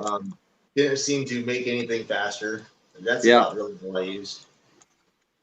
Okay, so Sean, yeah, I'll get right back to that question. I think Sean might have asked this twice. My personal experience with SIG suppressors has not been the best, so I'm not a big fan of them. They do make a lot of suppressors, but from what I've noticed, the suppression levels were not what I was expecting. How's that? Yeah. SIG suppressors. Yeah. Yeah. You know Okay, what, so back to the Burris. So, at that Bushnell, we won those XTR2 scopes. And I do see a lot of the Burris scopes with guys that shoot a lot of these matches. Night neighbor guy. I'm not going to say PRS because I'm not in the PRS scene, but I do see a lot of XTRs. And that class, the long range class that I taught a couple weeks ago, I think we had 4 out of the 12 students had Burris XTR2s. Wow. And so, I opened the box up, I looked through it. It's good glass. It's not great glass, but it's good glass. It is made in the Philippines.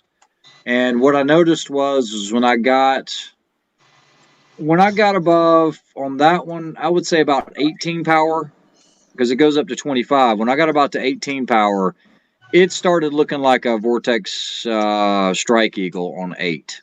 It was a little cloudy, and that was the only thing. I love the reticle in it. I ended up getting the other one from Bryson as well. So I ended up put a video out, right? Yeah. No, I have not put it up yet. I've already got it down. I've got it edited and ready to go. I just haven't put it up. What's up, John? How are you doing, sir? Hey, buddy. What's up, man? Good. Hey. John. Yeah, Here. good to see you. Hey, I'm gonna go drop off some sweet tea. I'll be right back. There you go. All right. Make it good. How you fellas doing tonight? I am doing well. Doing fantastic. I hate this time change, man. Yeah. I was just starting to get used to waking up, and I'd leave for work, and it's like it was almost daylight out, and now it's back to complete blackness. I hate that. Yeah. 45 auto. I have shot a lot of the OSS suppressors. They do well for not getting too much overpressure, especially back in the shooter's face. So it's like a blow through, or what do they call that? Pass through. They work well for that. As far as sound suppression, they are a little louder, in my opinion. They're not some of the quietest ones out there. Right. Oh, Ken, I know for a fact you shot some of the OSS because you last time I saw you, time before last, you were shooting one. Yeah. It was actually a really good experience. I mean, that's really the first time I really got to shoot a lot of suppressors out there at IV88, and just seeing the differences. By far, that Magtech one was awesome. It was the quietest I've shot on the 9mm. Which one? The suppressor you guys had. Oh yeah.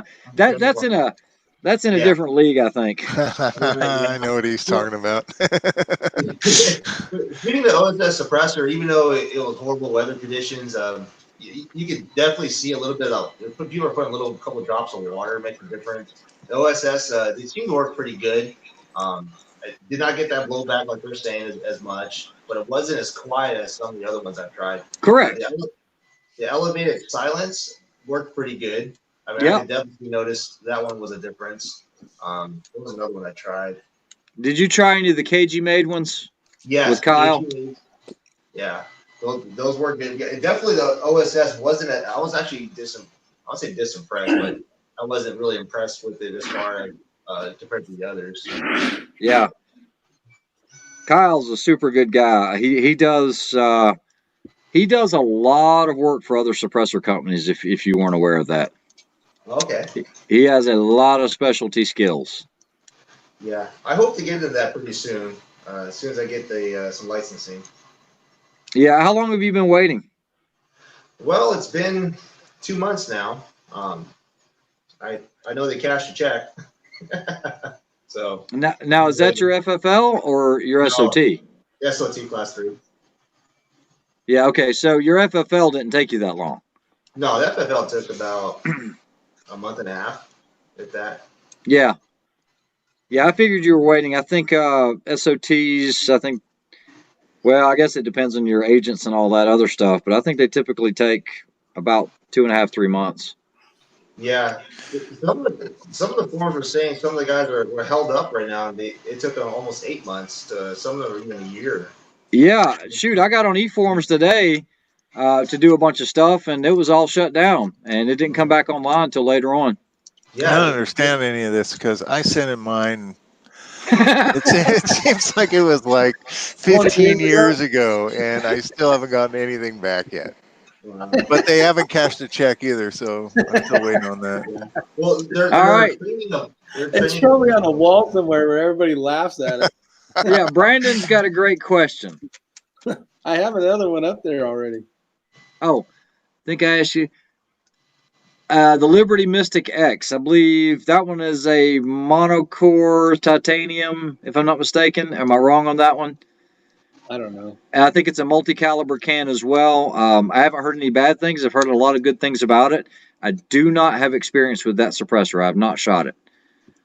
This is a good question. That's the one I was talking about. So, Brandon, yes, I have a lot of advice I can give you. I need to know specifically, is it a team match or an individual match? I would assume it is going to be a team match because usually a lot of the sniper challenges are.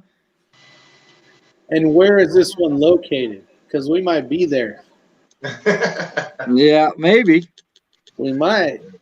I think I got X-Ring talked into doing some flying. Yeah. I'm gonna try to get back into it pretty strong this year. Yeah, That's you awesome. need to practice. Does that mean you're coming out to Paula? That's too far west. No, we might be going out to Wyoming a few times. Oh, come on, man. I'll meet you in the middle, Wyoming, buddy. Come on. Oh, team match. Okay, so he's doing the team match at GTI. I think that's GTI Legion. The biggest thing, now that's not going to be the zombie match or anything like that. This is going to be more just a straight out sniper match, which if I can get in, you might actually see me there. It just depends. But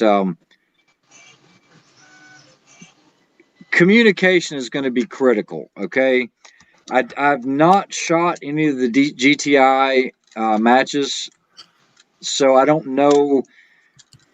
It's really hard to answer this because, like, when you have Snipers Unknown, which will be down in South Carolina this year, which I've shot, you've got Bushnell Elite, which I've shot, you've got your Team Safari, like Competition Dynamics, which I've shot a couple of those. They all are different. Some of them are all blind stages. Some of them know they give you all the yardages, and other ones are like, there's your targets right there. Be ready. Here's your time. But if they're blind stages or anything like that, communication is going to be critical. I'm highly going to recommend a set of laser range-finding binoculars. This is going to be probably your most expensive piece. Laser range-finding binoculars. There is no equal to those for blind stages. What are you doing, Rick? $3,000? He's signed. These aren't puppets, and these aren't like I'm trying to eat from the backwoods. Okay, so guys, I'm not familiar with other manufacturers of laser range-finding binoculars. However, I can speak from personal experience that the Steiners and the Leicas are going to work extremely well.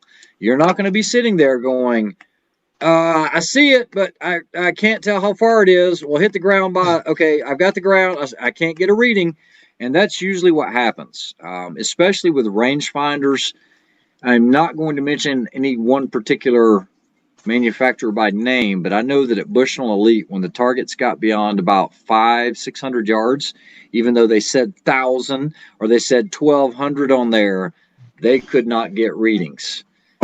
And it's going to be half the distance if it's not reflective, at least. Yeah, and so like I got reflection every single time. I mean, I popped it up on target, boom, I hit it, I was done. I knew exactly how far it was. So try not to skimp on that. I'm not saying you need to go out and spend $3,000 on a set, but if you can at least have a set of binos, I'm going to recommend 10 power. It is a lot easier to scan for targets with a set of binos than it is through an eyepiece through your scope. Right. Period. Okay. So that would be the two big things. Communication. Try to get you some range-finding binos if you're going to do team matches. A spotting scope is not really used as much as I thought they would be, and I think there's very few matches where I've actually had to use a spotting scope. Can you guys answer this question, please? Yeah, Rick is now making his own meds. Yeah, if you're talking about his iced tea, no, he's never going to be off those meds. This is Yeah. cough syrup. I'm trying the monk food again, and let's just say it's backfiring on me.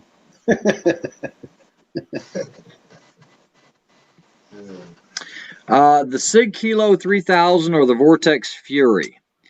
Yeah, that's what I was looking at right now. A lot of good reviews on that Vortex. Vanessa Kitty's got Leica. That's nice. Really? I was looking. I'm trying to catch up to all comments. I'm kind of curious why she said West Covina. I don't know if it was like a coincidence or because that's where I was born. And I don't know if she's stalking me or what. No, there's a channel in here. He's on here quite a bit. West Covina. Oh, right here, West Covina Dodge. Okay, never mind. Yeah, cool. What's up, man? Okay, so Vanessa Kitty, there you go. So same thing. The Leica binos. These are the laser range finding ones. I did put the caps back on them and cleaned them up, but these right here, you just point, hit the button, you're done. And these work well. They do have the ballistics program in here, but I don't use it. I just take the card out. I mean, I don't need it. It's horrible. Okay, this is for hunting. I'm not knocking the Leica binoculars or their rangefinder, but their custom drag programs to give you your holds. I'll rely on something else.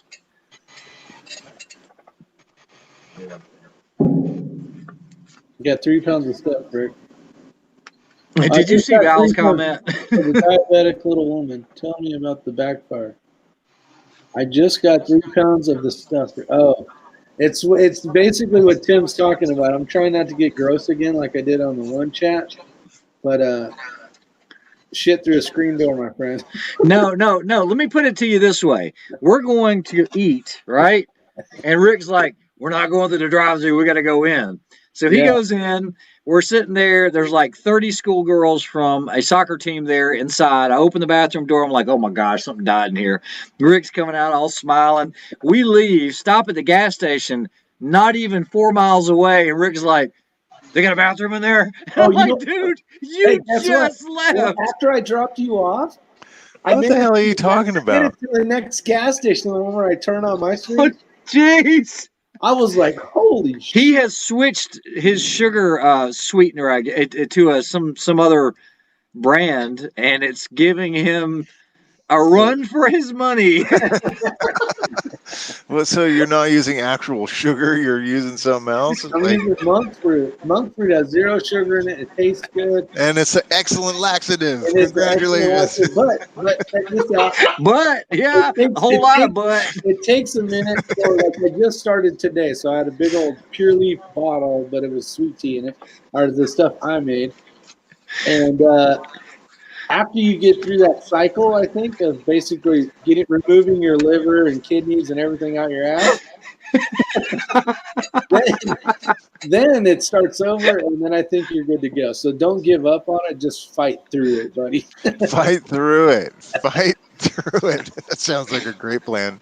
Yeah. Just stay inside. Wait, bald and curious, just try monk fruit for a couple days, and you'll be clean as a whistle. Drink plenty of water. Yeah, no doubt. Well, number one, you're drinking tea, which is a diuretic, and then now you are being anal expulsive. Get some water, man. Hey, it's a fight, man. You got to fight through it. Don't be a sissy. Toughen it up. Just stay by the shitter. That whimpering, sobbing sound coming from my wallet after looking some of the gear online. It is expensive, Idaho, but it's good stuff. You won't have to do it again.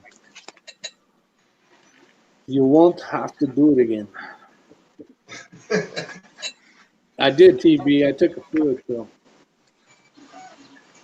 No, just one day so far.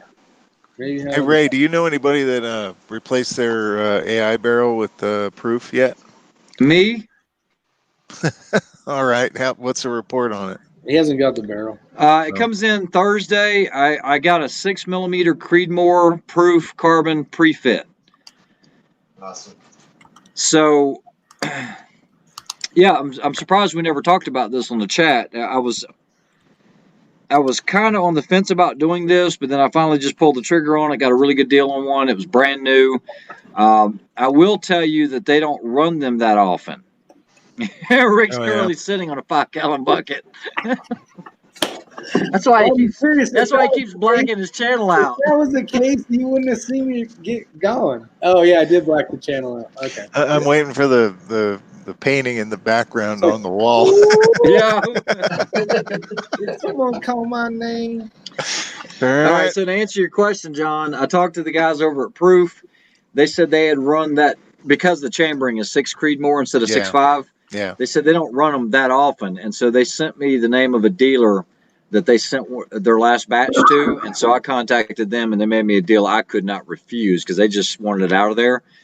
And they said a guy balked on an order, so I went ahead and bought it. It gets here Thursday, and I will let you know how that does. I have no doubt it's going to be great. Yeah, there's no doubt. They would not be doing those barrels like that if they weren't going to be spot on.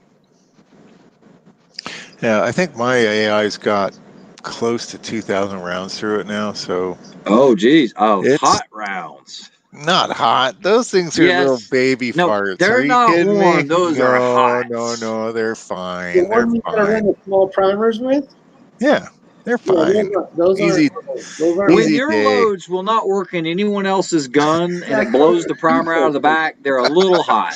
They're fine. Everybody gets for an AI, they're fine. Everybody gets 25 or 28.50 out of Creedmoor all day long. Kenny, all right, so Ken, he's loading 43 H4350 with 42.2. Okay. What's wrong with that? In an MPA. So I ran on my Savage. What's that? Savage ran 42.6. I know, but your Savage is like crazy. Yeah. You're using small primers, you're using small primer pockets. Right, small primer pockets, CCI 450s. Yeah, everybody else, it blows the primer out at 42.2, except an AI. Nah. It wasn't, I mean, I know for sure my bullets, I had a single feed them. They were seated a lot further out. I get that fire pen crater, but that's no big deal. Yeah. The primer's gone anyways. You got to remove it anyways, right? Yeah, exactly. You're not going to use it again. The bonus is the next time you go to reload it, it's so much easier to put the primer in. Yeah, because it falls out. Don't listen to these numbers, dude. Yeah, you got to work up to it. Yeah, you have to work up. Hey, but you have to admit though, it's a pretty consistent load. In an AI, I will give it that. It is a great load. But even I realized that's a little warm because, and it was your ammo. We shot it in your Christensen and we shot it in the MPA, and in both instances, it blew the primers out the back. I didn't build it for that gun. I know, but the AI is perfect. It loves it, but I don't shoot that hot. I mean, I tailored all that geometry specifically for the AI. Yeah. When we went to Vegas, that didn't occur to me until after. He says he blows primers at 41.8. And this is something I think Ken is going to agree on. Take a look at some of that Starline small primer pocket. That's going to help alleviate a lot of those problems if you're not seeing any other pressure signs. Yeah. I was running that steel at 41.8 was blowing primers in his RPR. Yeah. Here's a good powder for 6.5 Creedmoor. Right. I still got the brass. Starline actually wanted that. I mean, I showed them the documentation. I got 36 firings on one piece of brass. Well, a pack of 100. Nice. So, with that hot charge, it's just how you set up your rifle. Obviously, I Yeah. threw it a mile away. This is why I love doing live chat. Hey, Tim. nicely done, Tim. Nicely done. Oh, that's freaking hilarious. Yeah. See, hitting steel, if you the small rifle primer, for some reason, just my experience, it seems like SoCal's having the same. You can run harder charges with a small rifle. That's a fact. Yeah, so John, if you're at 2,000, you probably got another 800 rounds left, and you're going to be looking for a new barrel. Yeah, that was kind of my point was, but I just don't see these as run hotter rounds. I mean, it's literally a half a grain more. Nice. I mean, granted, it's a half a grain more when you're already up to the the top of the shoulder, but I mean, it's not a compacted load by any stretch. But Close. I don't know. They're just so consistent. I hate to even change it. It's right in, at least for my rifle, it's right in that node. It's right in that accuracy node that just works for me. And I don't want to drop it off because I'm gonna probably lose 100 feet per second. Yeah, but I wonder what your erosion looks like. I don't see it. Yeah, I don't see it. What do you see? What do you think about this though? The standard deviation with the smaller primer. I've noticed mine to get a lot lower. I mean, I'm way down in the 5s and 6s with the small rifle, with the 6.5 that I had. So nice. Hey, congrats to Rick, Ken. He got a 7 today with his hand loads. 7.6. Yeah, the one video was 16.7. I was like, what the hell's going on here? Yeah, that's what Tim Davis impacted. That's what Rick needs right now. Impacted load. Here's another thought about this, Rick. All right. I don't think I said impacted. I said compacted. Yeah. You meant compressed. Let's just worry about barrels, all right? Let's go. Yeah. Compacted. Compressed, compacted, impacted, whatever. Extracted, whatever. Yeah, the real test on the loads, though, honestly, what I've been noticing is not really focusing on what you're seeing out of your muzzle as far as standard deviation, because your ballistic coefficient varies on the bullet too. So your actually SDs down the range at 1,000 yards can vary as well. So yeah. I think the best test is shooting for a group at 1,000 yards and see if you're sub MOA still. Yeah, that's how you can know that's a good load or not. That's actually we good. Talked about that advice today. I was going, man, it would sure be cool to do that. Right, because I think we're gonna.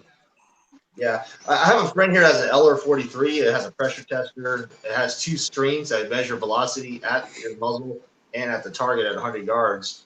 And shooting at the muzzle, I was getting single digits with a particular burger bullet, but at the target, the standard deviation numbers were at the 20s.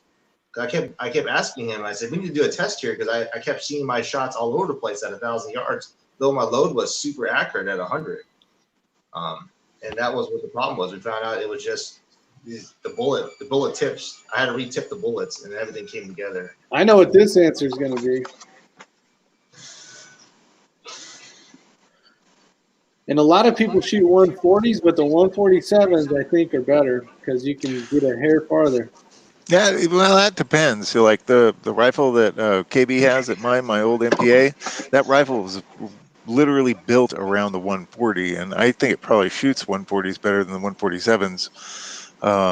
But at distance, I mean, obviously not out to a mile, but like Ray and I have done with our AIs. But 147 is definitely good to 1,500 at least. I mean, it's going to start slowing down fast after that. But then again, so does 147. So it depends on the rifle. My thing is look, most of your guys in PRS or any of that other stuff, if they're shooting a 6.5 Creedmoor, they're going to be shooting a 140. I think there was only one guy that was shooting 147s. The reason that I choose 147s is because just like this match we just went to, we will have shots that are out to 1,300 yards. PRS, you might or might not, I don't know, I don't do a lot of PRS, But for me, I might go out with John and we might shoot at a mile or something like that, or try to do 2,000 yards in the desert. Well, if my rifle's already set up for the 147s or the ATIP 153s, I'm going to be able to. I think a 147 factory goes subsonic somewhere around what, 1,300 guys, 13, 14. Yeah, I think it's 13. about 14, 14 on my 1375. And the 147s go up a little further than that. So I mean, it's that little. It's only 7 grains, but it does make a little bit of a difference if you're going to be shooting a long, long ways. If you're the guy that only has access to a 500-yard range, by all means, shoot the 140. Now, No reason to. let's confirm this. The Larry Palmer question was 42.2 charge with 147s or 140s? No, that's 147s. See, Yeah, don't and be do careful. not use that. That number is for an AI heavy Okay, duty. Never use that charge. Stop. Let me tell you how I came up with that load. That load works for my gun with my barrel on my range in my atmospheric pressures and whatnot. Don't use it. I would highly recommend that you start it like around 41 and work up. Yeah. Yes, Just absolutely. don't use that load. I mean, maybe No. you'll end up there, but I take zero responsibility for that working for me and blowing your face off.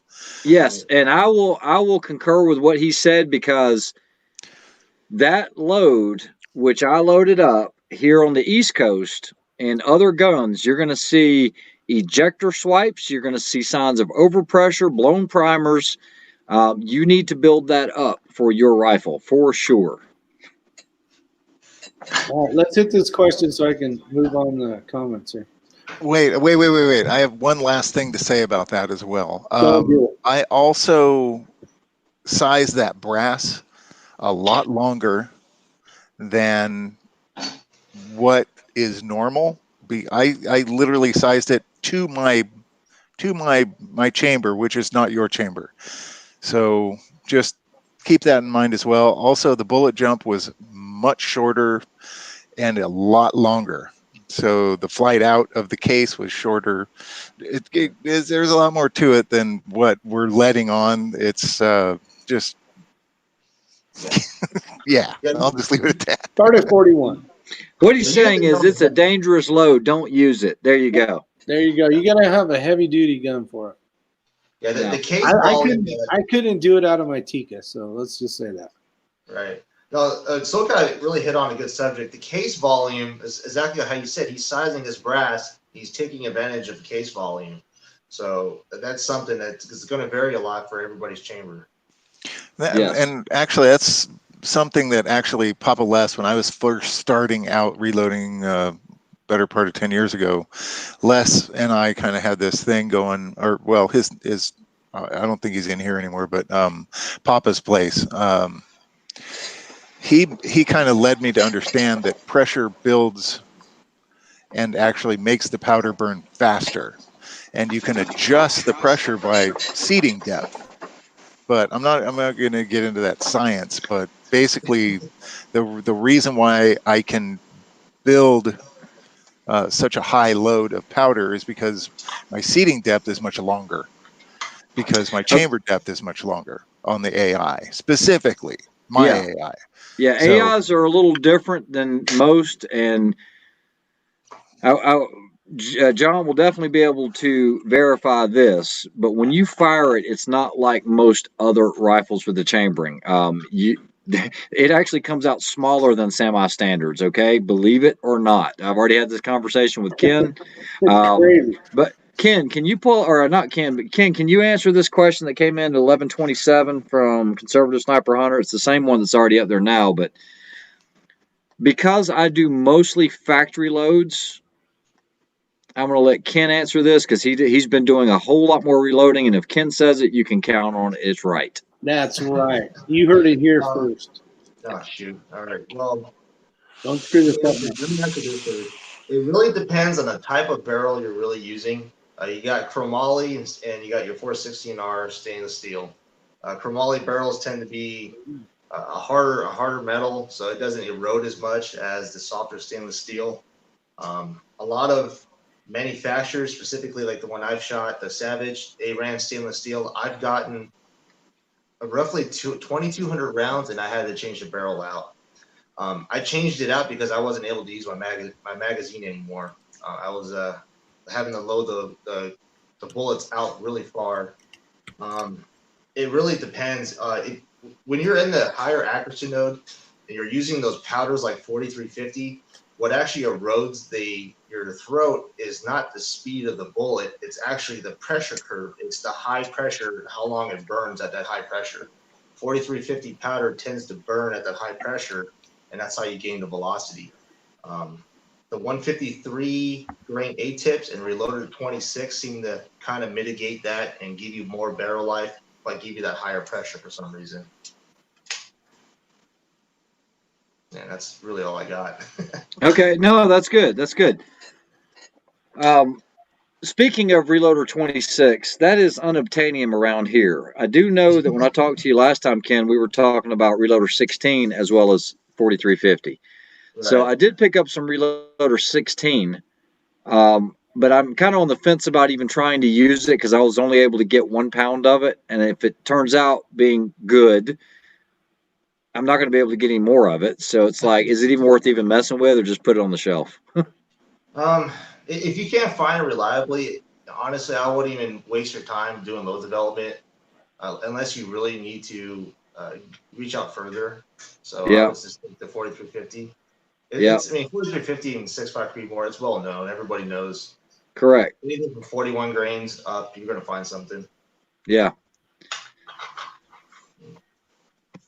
San Miguel, I was using a 20-inch proof barrel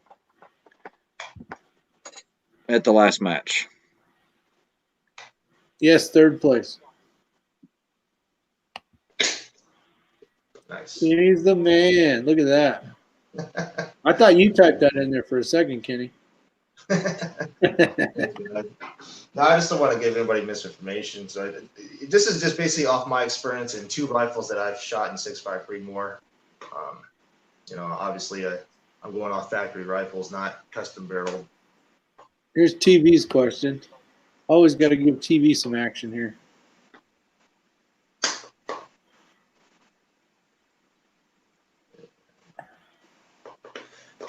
Oh, I mean that question. I mean that really goes off again. What you're loading, how fast you're pushing, how much powder. Yeah. I don't know. I mean, what's your thought on that, the SoCal? That so far, I've noticed anything when you start going above that 30-06 case capacity, that's when your barrel life starts going out, like pretty fast. Honestly, I don't know what question you're talking about, but I, to be perfectly honest, I haven't never worn out a barrel. I've never either had a barrel long enough to wear it out, or had the gun long enough to wear it out. Honestly, the only gun that I've had that I've used religiously over and over and over and over again is my AI, the AXMC that I have, and I'm gonna replace the barrel anyway, but it's more only because I want a proof barrel for it, because the thing weighs 17 pounds and I'd like it to weigh 15 pounds instead. But yeah, you only got to take it from your car to the range. Yeah, but I'm old.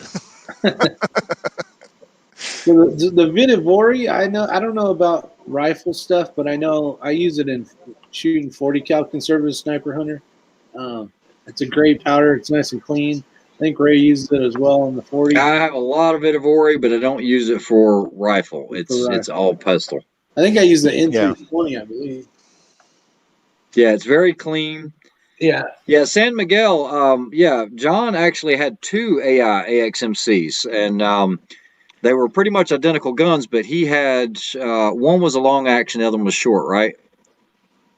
Yeah, actually, technically, the AXMC is out of the box. It's a long case gun that you can convert to short, but the AX, the regular AX, you can't convert to long action because Correct. there's not enough room in the actual receiver to put a long bolt in it. So technically, I don't have the long action anymore. That's moved on to a better, greater owner who to a good guy. I don't even think the guy shot it once yet. He has. I think he shot it twice already, and Okay, he's cool. happy with it. But I don't think he's had a chance to really mess around with it too much. But It's for you probably guys that don't know John down there, by the way, it's WTF SoCal. Him and I are actually, myself, him, and Rick are actually really good friends, and we do see each other on other sides of the country. But John is the one that I did the overlanding trip with after SHOT Show. So this is the same John, Yeah. if you follow my channel, that we spent 4 days out in the desert cuddling in the desert. We had a great time, except for that one morning I woke up and we were spooning. That was totally fucked up. Oh no, that was too much. I moved It was- on. I It proved was like back home. this. you only talk about diarrhea. That was creepy as hell, but you know what? Yeah. Nobody got hurt, and there was lots of down between us, so that's cool. I would love to borrow your rifle so I can shoot 3 miles. I want to go over to Kenny's and shoot 3 miles. Okay, I so wanna go hey, over to Ken, hold Shoot on. 3 miles. Okay, I don't want to interject too much, but Rick told me he had this bucket list of shooting 3 miles. I said, dude, you getting ready to get into something you know nothing about that's going to cost you a fortune. This is not like trying to step into that 2 mile with a shy tack. I just want to borrow a 3 mile gun, pull the trigger 5 times, hit the target twice, and that's not what you said. Well, I did. That's what I'm saying now. After you told me I'm fucking loco, you don't want to go down that rabbit hole. I'm telling you. No, I don't. Yeah. Okay, off to another good question. Go ahead, Ken. Go ahead. Answer it though first. I mean, you could build an 8, like a 9-second car, right? Drag racing car, but you start going lower than that. Every like millisecond, it's like thousands of dollars. I mean, you go anything past 1.5 miles, you're just going to be dropping at least a couple grand here and there. Yeah, everybody should have a dream. All right, maybe I just want to go after watching that Tybosaurus Rex video, and then I'm like, well, 3 miles would really be cool to shoot, because they didn't do 3 miles. They were talking about 3,000 yards or something, and I'm like, well, if 3,000 miles is cool, then that means 3 miles is even cooler. So, all right, okay. I mean, I want to do it too, but you looking at like loading up. There's got to be someone on here that's got one of them rifles. We can just meet up, squeeze the trigger 10 times, pay for the ammo, and be like, I don't want to pay for the ammo. I'll pay for the ammo. I mean, you got to pay for the fun, right? It's like going to Disneyland. You got to pay for the adventure, right? Not that but at least you get to ride. You might not hit that 3 mile target. Okay, here's the question I got for you. Because what does chasing the lands mean? Getting the bullet seated out to meet the lands and grooves. Okay, so this is the thing. Some rifles like jump. Ken and I actually had a long conversation about this. And I know a lot of guys that load or reload Creedmoor like to run like a 20 thou jump. It likes to have some jump to it. But if it's not getting that, then it wants to be up the lands and grooves. It's one or the other, right, Ken, for the most part, for 6.5? Yeah, so you do your load development. You get to essentially a really good load, and you save that load data. That overall length of your ogive on your bullet. You start falling back down to, let's say, for instance, your rifle likes 10,000 jump, but then you throw to roads and you start getting a measurement of 15,000 of jump to your lands. Now your shots, instead of being sub MOA or quarter MOA, you're down over an inch just because of a little minute change. So that's what it means about changing or chasing the lands. You're pushing that bullet out further to keep that node or whatever you're working with. But that entails also working up your powder charge again.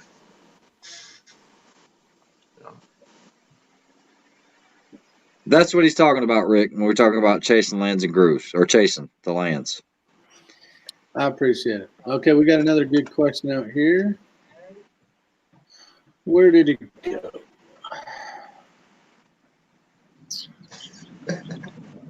Okay. First, I'm going to put this up just so I can find the other comment. Let's see. We didn't bring any donuts. Yeah. So But Jackson, he was probably, I think he was chewing on his phone though. so Jackson, it says he just watched the bipod review. He said, "Heck with the price. Let's talk about the guy in the back with the zombie green holster that's in the background." I will just tell you, his name is Gorgon, and if you don't know who that is, he's up there with the ranks of some of the best long range shooters. Those guys know how to clean house. They are very accomplished shooters. I shot with him out at one of the CD matches, and that whole group's a handful. But man, they are some awesome shooters. Those guys just clean it. But that's who that is. The guy in the Have you back, ever shot with any of those guys, Ken? I haven't really shot a lot of matches. Locally, what I've been doing lately is 600-yard F-class matches, and that's what I've been focusing on. But I haven't really gotten to the heavy competition. I'm hoping to, so I'm really working up to that level. remember that Bolton chassis you showed that one day? Gotcha. Did you make that, Kenny? Which chassis? It wasn't a chassis. It was just the bolt and Yeah, the receiver and the bolt action. the you receiver had. and the bolt. The receiver. The action. Yeah. Oh, yeah. I think you had it blueprinted or something. Yeah. I got all the Dave Manson tools, the blueprint Remington long action. So yeah, I blueprinted that whole action. Actually, kind of funny. You buy the Remington nowadays, they have all kinds of run out. The two that I measured. One of them is 11 thousandths of run out on the face of the action, 2 thousandths on the bolt, and then the other one was 8 thousandths. That's quite a bit for modern day machining. Yeah. Yeah, I was wondering. We were talking about the reason why I'm asking is I bought the Tika, obviously you know that, but I was kind of me and Ray and I were talking. I want to talk perfect English, I guess. And how when I do burn the barrel out, it's going to be a big pain in the ass. Now, is that action that you're building basically going to be where you slide one on, kind of like an AI, and bolt it down, or is it more like you got to do something? So I'm building two. One of them is going to be a switch barrel, which essentially what it is I have a barrel lug that I pin. It's pinned onto the receiver. That way I can hand tighten the barrel as a preset headspace. So I know that length, and I can pick the barrel out. The other one is going to be a Remage style. So it's just like a Remington or a Savage Action barrel, which has a barrel nut. So you could at home do your own gunsmithing with a barrel like that. You just need the headspace gauge, Scotch tape. You can headspace your own barrel. That's the one I was telling you about, Rick, the Remage action. The Remage conversion, basically. But that one's got to be pressed in. That one's got to be pressed in. All it is the tenon threads are longer and accepted to take a Remage style barrel nut. That's all it is. Okay. Yeah. Now, someone told him, and I know he just mentioned a minute ago, but does anyone know for a fact, is the Tika T3X A1 that Rick has, when he burns that barrel out and he needs to replace it, someone said that is an interference fit and that it had to be cut out. Do you know that for a fact? Like the old Steyr SSG 69s, that was a press fit. I think it is a interference fit, but I do know that Preferred Barrel Blanks out of Utah already has barrels made that you can specifically buy whatever caliber, and it's ready headspace to Tika. So who takes it out? You have to send it back to Tika, or do you just have to have a gunsmith to get that and remove it? No, a really big action wrench, some elbow grease. You'll break it loose that way. So it is threaded per se. It's threaded, yeah. Okay. It's just really tight. Okay. Yeah, because I'm planning on burning this barrel out. Yeah, I mean, you're going to, but it's all practice. You're going to burn a barrel out if you want to get better.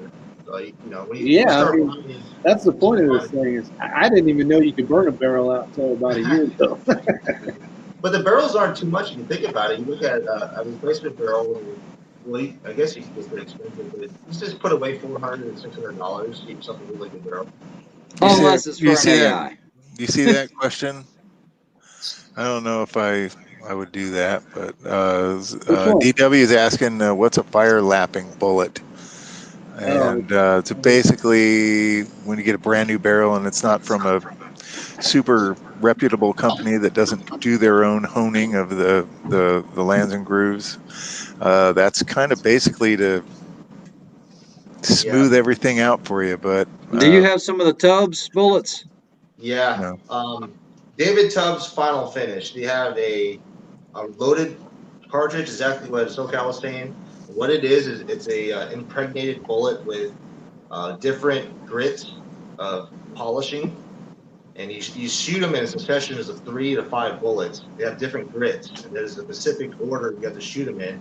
And what it does, it laps your lands and grooves, like SoCal was saying, and polishes out all those tooling marks, essentially getting your bore at the same diameter, which lowers your standard deviation and, in theory, gives you better accuracy. So, that's just straight up badass. That's cool as hell. I've never heard of it. Never seen that shit. That's badass. Yeah, Rick, it's very you do not need that. You don't need it, Rick, whatsoever. No, I'm not saying for me. I just never heard of that shit. That's cool. Okay. All right. It works really good if you have military surplus rifles or you have a barrel that's kind of what I was saying. I want to reiterate that's to make a really bad thing into a better thing. Right. Not a you great don't thing take a into a rifle greater like thing. yours, Rick, and do that to it. And I know it's from David Tubbs or from Tubbs, and he's a very accomplished shooter. But your rifle is shooting sub half MOA. You don't need that bullet going through your barrel. No, you don't want any of that. It starts eroding your throat to hell of a lot faster. Well, I learned a new cool trick today. So what I did was I bought this like small wire brush.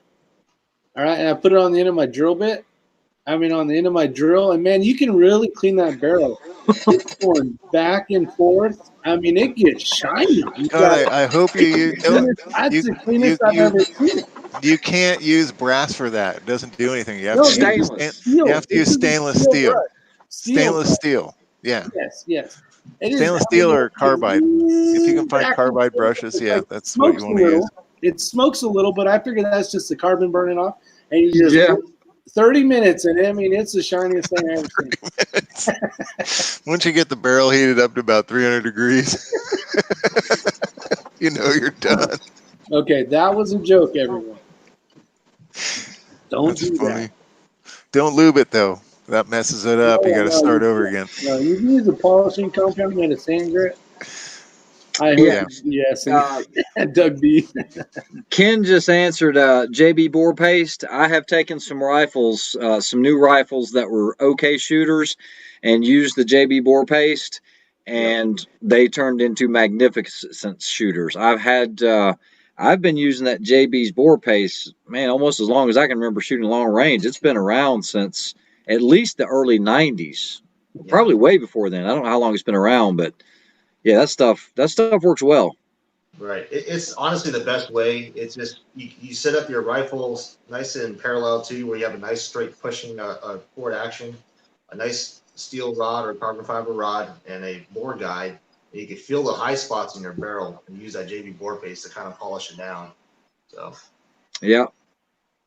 A bore cam, the Teslon, I believe, it's a cheap bore cam. But it seems to work. It's pretty affordable. It's a pretty good investment to see what exactly is happening in your barrel, to see if you have any high spots or copper buildup in certain places. Is it worth lapping a cheaper AR-10 308?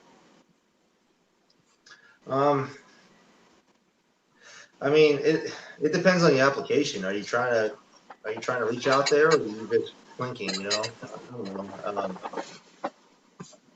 Let's pretend he wants to reach out there. Well, kind of hard to answer that. I would say just shoot the hell out of it. Don't let it go. Okay, so here's another question. I'm going to present this to all three of you, and this will be a good question.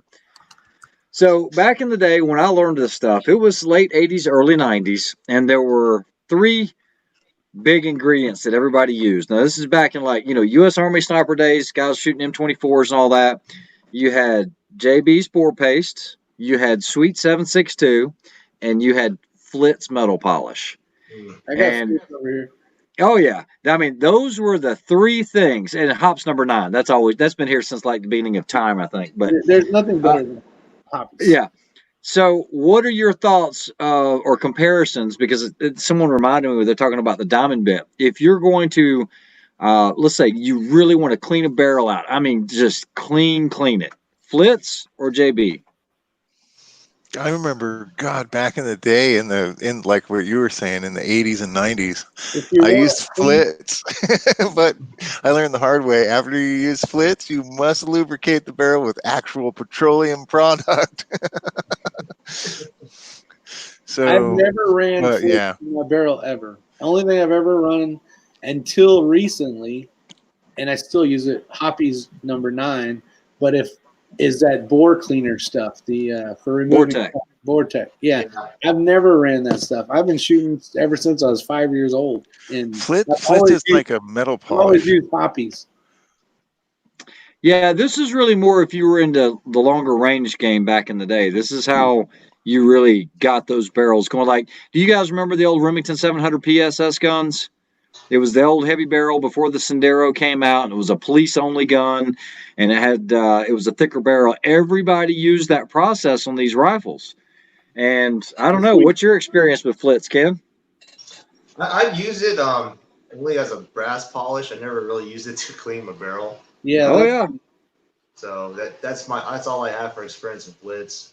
yeah. If I need yeah. metal to be shiny, I'll use it, but not gun parts. Especially I personally like the foaming wipeout. That's what I've been using. The foaming wipeout or the I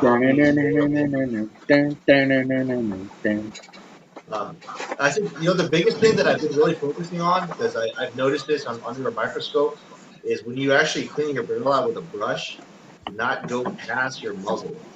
You don't want the brush bristles to fling out because it starts actually messing up your crown.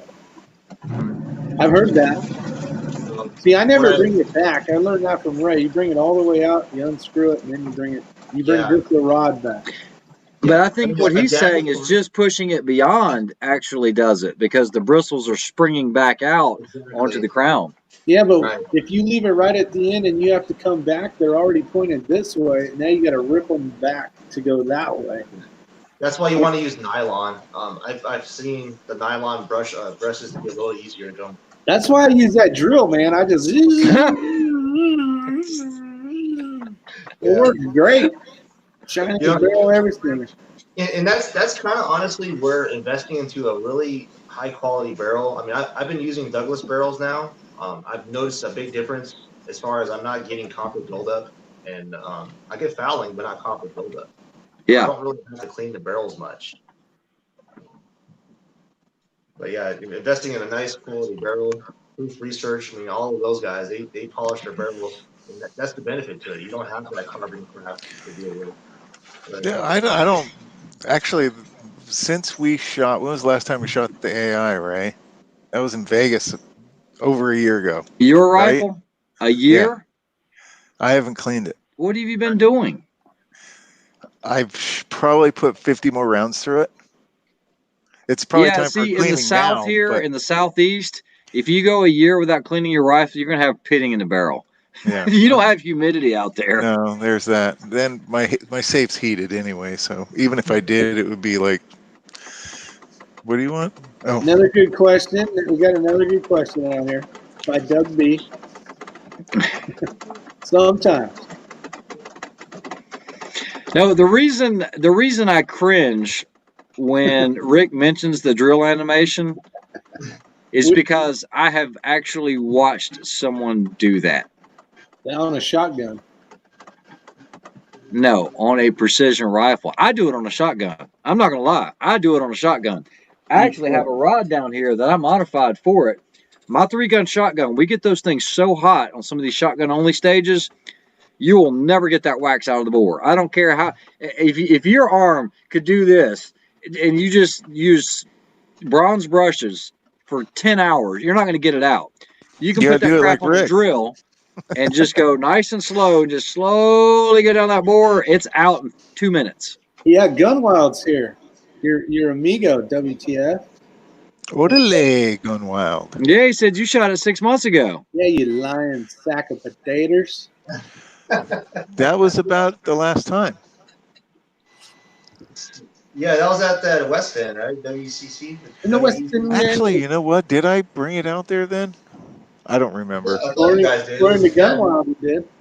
But Yeah. I haven't cleaned it since then. It was dirty when I brought it there from Vegas. Which was horrible. I did clean the action, but I didn't clean the barrel. Yeah, I misspoke, Armament. I know it's plastic from the inside, but it looks like wax. That it like a waxy surface, but it comes out in stringy plastic. The hull, Milton? Yeah, not the hull, the wadding. You know what I'm talking about. The little, a little white thing. That's the wad. Yeah, that wad leaves that plasticky material in the barrel, and it just takes forever to get it out. Yeah, Gunwild. Well, Gunwild's calling your ass out. No, from what I recall, I asked Ray when was the last time I shot it, and I told him I shot it once since then. I don't care. I like Gunwild. All right, well let's stick with Jeff, because Jeff's definitely the authority on my guns, because he gets to shoot them all. So this is an interesting topic because I had someone in the class that has the same rifle that Rick has, the Tika. And there was quite a few in the class. And those guys, after seeing Rick's, I know that those Tikas shoot well. I have not seen one shoot poorly with good quality match ammunition. There was one guy in the class that he said exactly what John just said. He goes, I have never cleaned my rifle.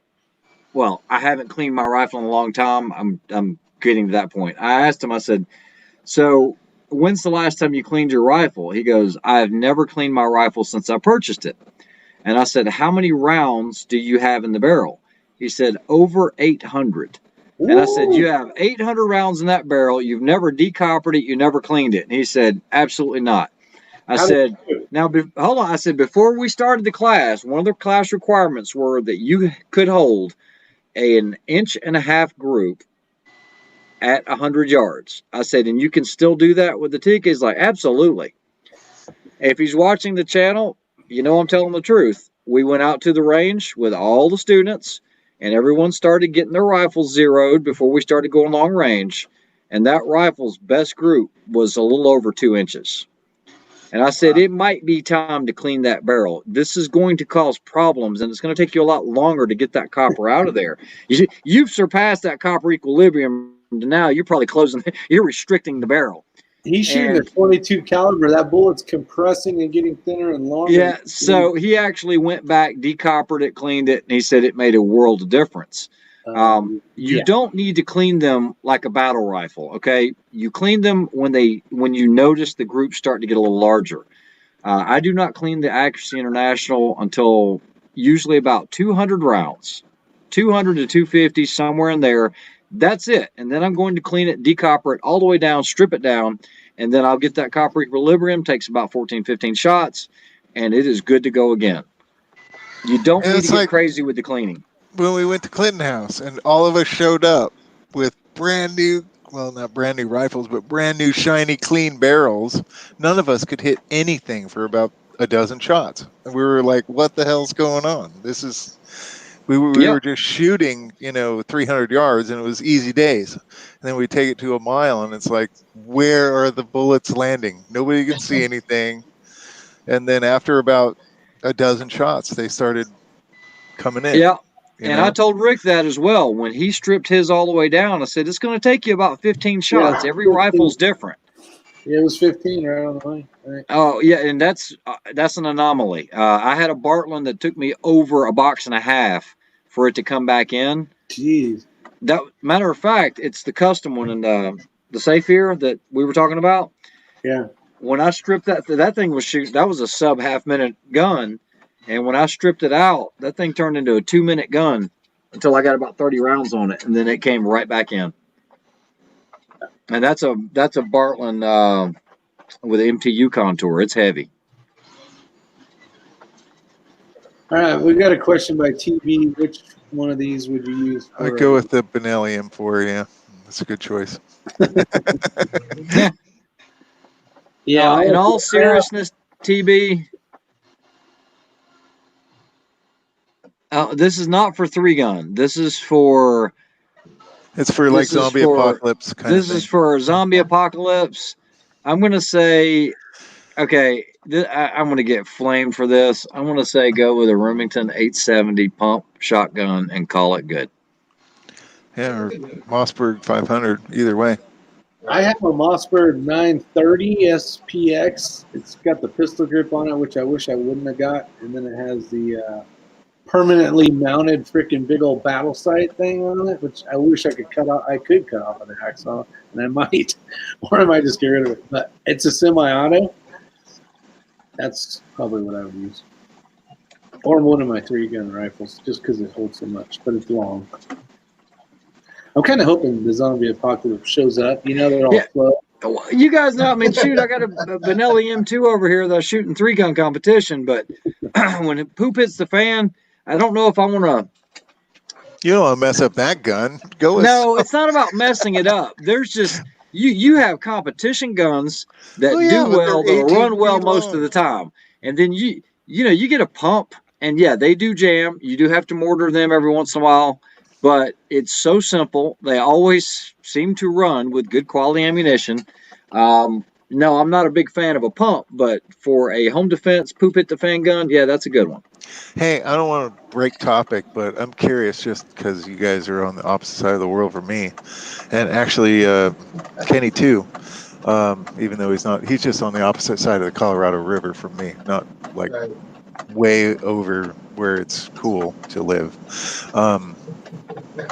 Are you guys seeing like shortages of bottled water, isopropyl alcohol, toilet paper, things like that? No, I am. Sam's Club. I went there the other day. Didn't find toilet paper or paper towels, or I didn't. It's because you went to Sam's Club. Every grocery store still got hand sanitizer here. They still got toilet paper. You go to Sam's or Costco, you're not going to find it. People here are going nuts. I know. It's insane. Well, I have a lot of snowbirds right now, so it's kind of hard to tell. They buy up everything anyway. Hey, Tony, how you doing out there? We got Hector Rivera. Yeah, Idaho's got it. He hit that on the head. Idaho Rogers got it, especially with 4 long-range guys here. If you're having to resort to your shotgun, you've already failed miserably. I agree. It's funny, though, because like a lot of people, like all of you guys, well, at least the 2 top row mofos, Rick and Ray, you can't see long range. You know, Kenny and I, we can see for 50 miles in any given direction if we're standing in the right spot. You got a good point there. You don't have long range where, maybe somebody like creeping through the forest. We have places. Well, yeah, from weather balloons 10 feet off, 10 miles off the ground. Yeah. That's the good thing about having dirt roads. That's not a bad idea on a weather balloon. Yeah. I kind of like that. Little zombie getaway.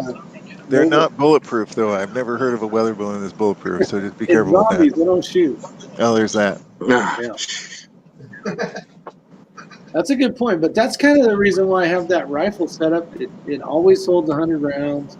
It's got the Borka tool set in it. It's got 3 mags in it. It's got everything. Well, it'll have my suppressor in it when I get it. And then everything I need besides the squeeze bag is in there, in the mat.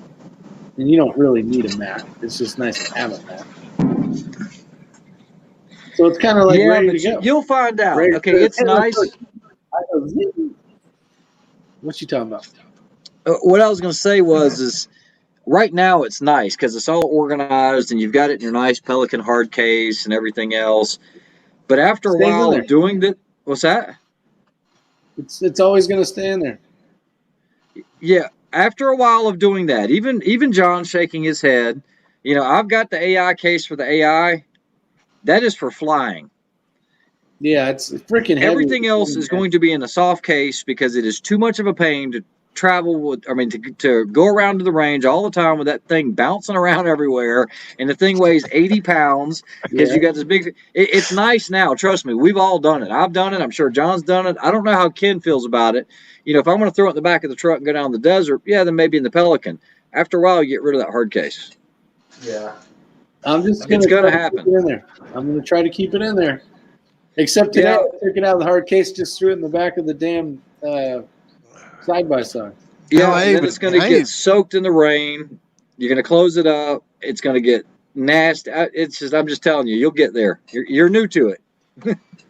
Yeah. I wish I could just leave mine in the passenger seat. I mean, even just trying to stick that gun, especially the AI, in a bag.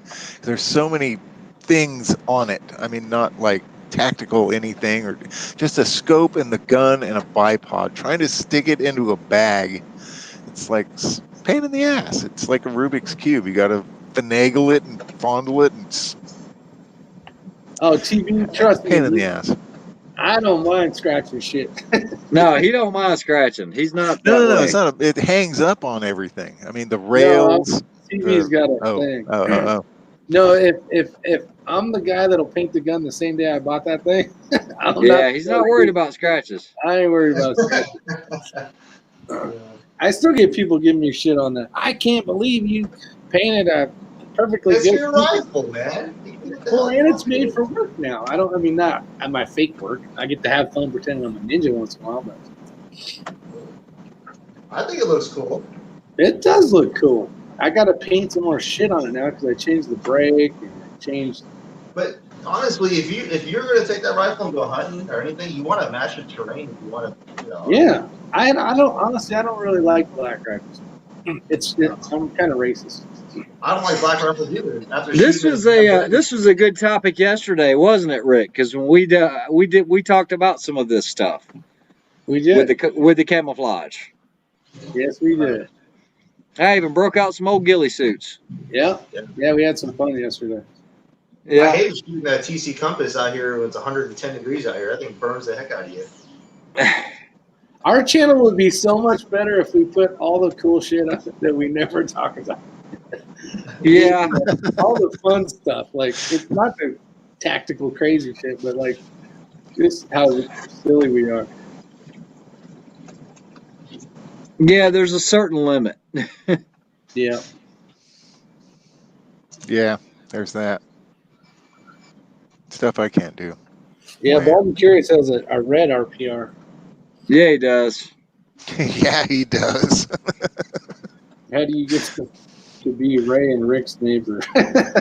You gotta find the right town. You got to be in the middle of nowhere, basically. Yep. I would move there tomorrow.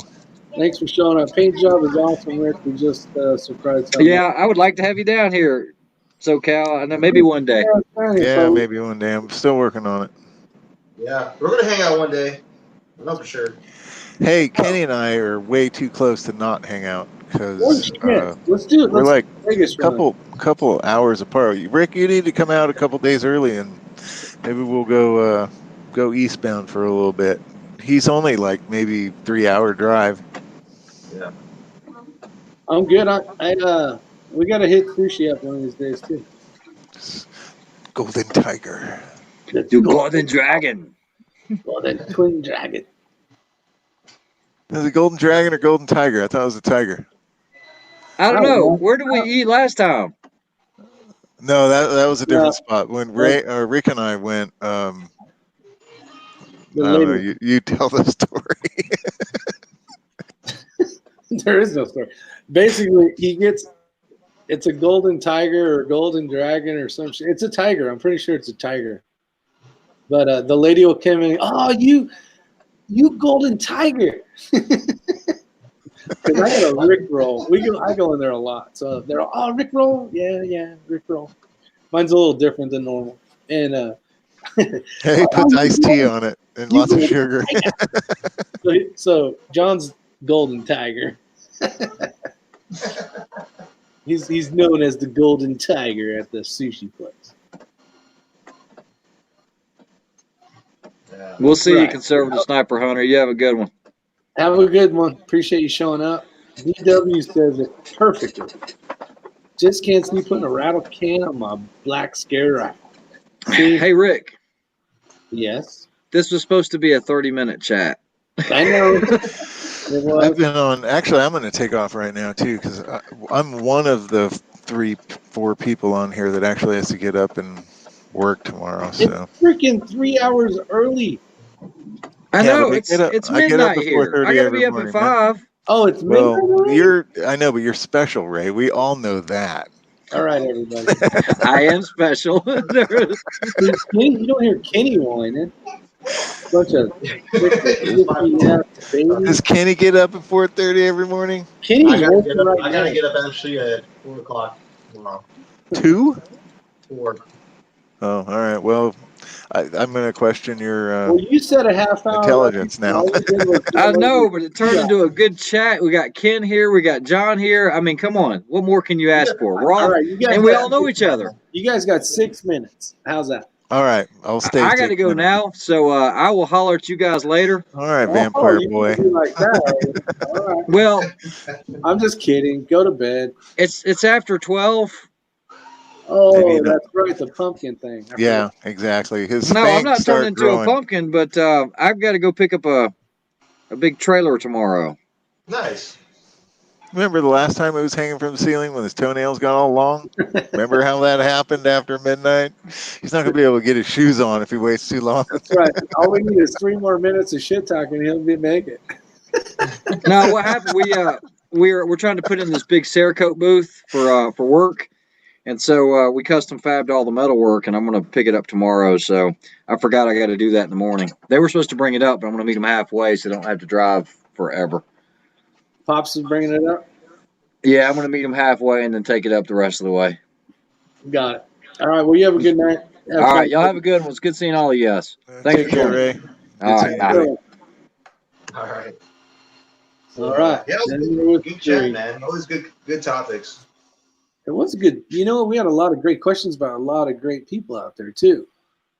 Yeah, and honestly, who's in the house? that's what really matters. I feel like I'm here. I personally want to help other people enjoy this hobby as much as they possibly can, and that's the reason why I started this channel. So whatever experiences that I go through, I definitely like sharing it. And I think you guys are For the same sure. way. And you've done Hey, a lot of testing in that area. I like this comment right here. How do I get the comment? I guess I can't put the You comment can't. up Which there. one Huh? was it? What time was it? From Redneck Prepper. It's just about to go away. Oh, John Belushi. This one? A Winnie. A Winnie. Winnie. Tony's French tonight. He's a Winnie. Winnie. He's a Winnie. I love you too, Tony. All right. Let's see, there are 30 minutes in the beginning of Ray's. Yeah, exactly. Get it. Before 30, take a piss and go back to bed. Smart man, Florida bearded fisherman. All right. So we're done. You guys got anything you want to tell the great people out there? Musket, Merv, how's it going, buddy? Appreciate it. I've been getting a lot of emails about these things. I'm working on them, as you can tell. I'm not a production business yet or anything, so like little by little, I'm gonna get them out there. How long does it take to make one of those 3D case things? It takes 8 hours. So holy shit. With that said, I'm actually looking at making a silicone mold. That way I can pour the plastic resin. So it's kind of still, I guess, introduction prototype for folks to try out and see how it works. So I'm gonna do a pre-order. I have roughly 26 made. I'm trying to get to 50, and then I'll put it out there. And then I'm gonna get them laser engraved, and then hydro dipped for the first 50 of them. That'll be cool. Just use one of those vibration, pens that you use to engrave stuff. Just scratch somebody's name on it and call it good enough. It actually turned. I just tested this now. I don't know if you can see. That's cool. Oh, okay. So that looks good. That does look good. Never mind. Disregard that last remark then. Yeah, I've been playing around with the 3D printer, but I really got this to kind of prototype stuff, like I said. That way I could. My uncle has a machine shop up in San Jose, so I just send him the CAD file. If you do end up getting a Bald and Curious one, make sure you charge him for it because he wants some free shit. And Yeah. honestly, he's not that great a long range shot. I think you should he actually sucks charge him ass. for it. Don't send him anything for free. Well, it's really what it's meant for. This particular model is to actually see help you do your load development out to 300 yards. It's a 1080p camera. Hey, you got a good question there. So what's the range, Kenny? 300. As of right now, with the new antenna, I'm getting roughly 300, 325. I used to get 400 with the old antenna, but I found inconsistencies with the DPI gain. So I switched Now over. I need something for 3 miles, Kenny. Now that Ray's gone. Yeah, I do. I have one. I'm just I don't kidding. install one of my older videos. I have an FPV camera that goes out to like 6 miles. He busted. He busted. He popped my bubble. Basically, I was like, "Oh man, I ain't gonna spend that much money on that just to shoot 3 miles." I love getting Baldy all riled up. I know he's so Funny easy. action. Hey, Kenny, let's talk about that receiver you got in there because I know a little bit about radio. So awesome, dude. Maybe we can make it work better. Okay. You got 5 seconds. What's the frequency you're using? It's 2.4 gigahertz. I'm looking at Hey, making you geek radio tech geek wads. Yeah. All right. We'll talk about it later. Yeah. Right. Let's get off. We don't want the Rick to explode. You guys are gonna blow. Awesome.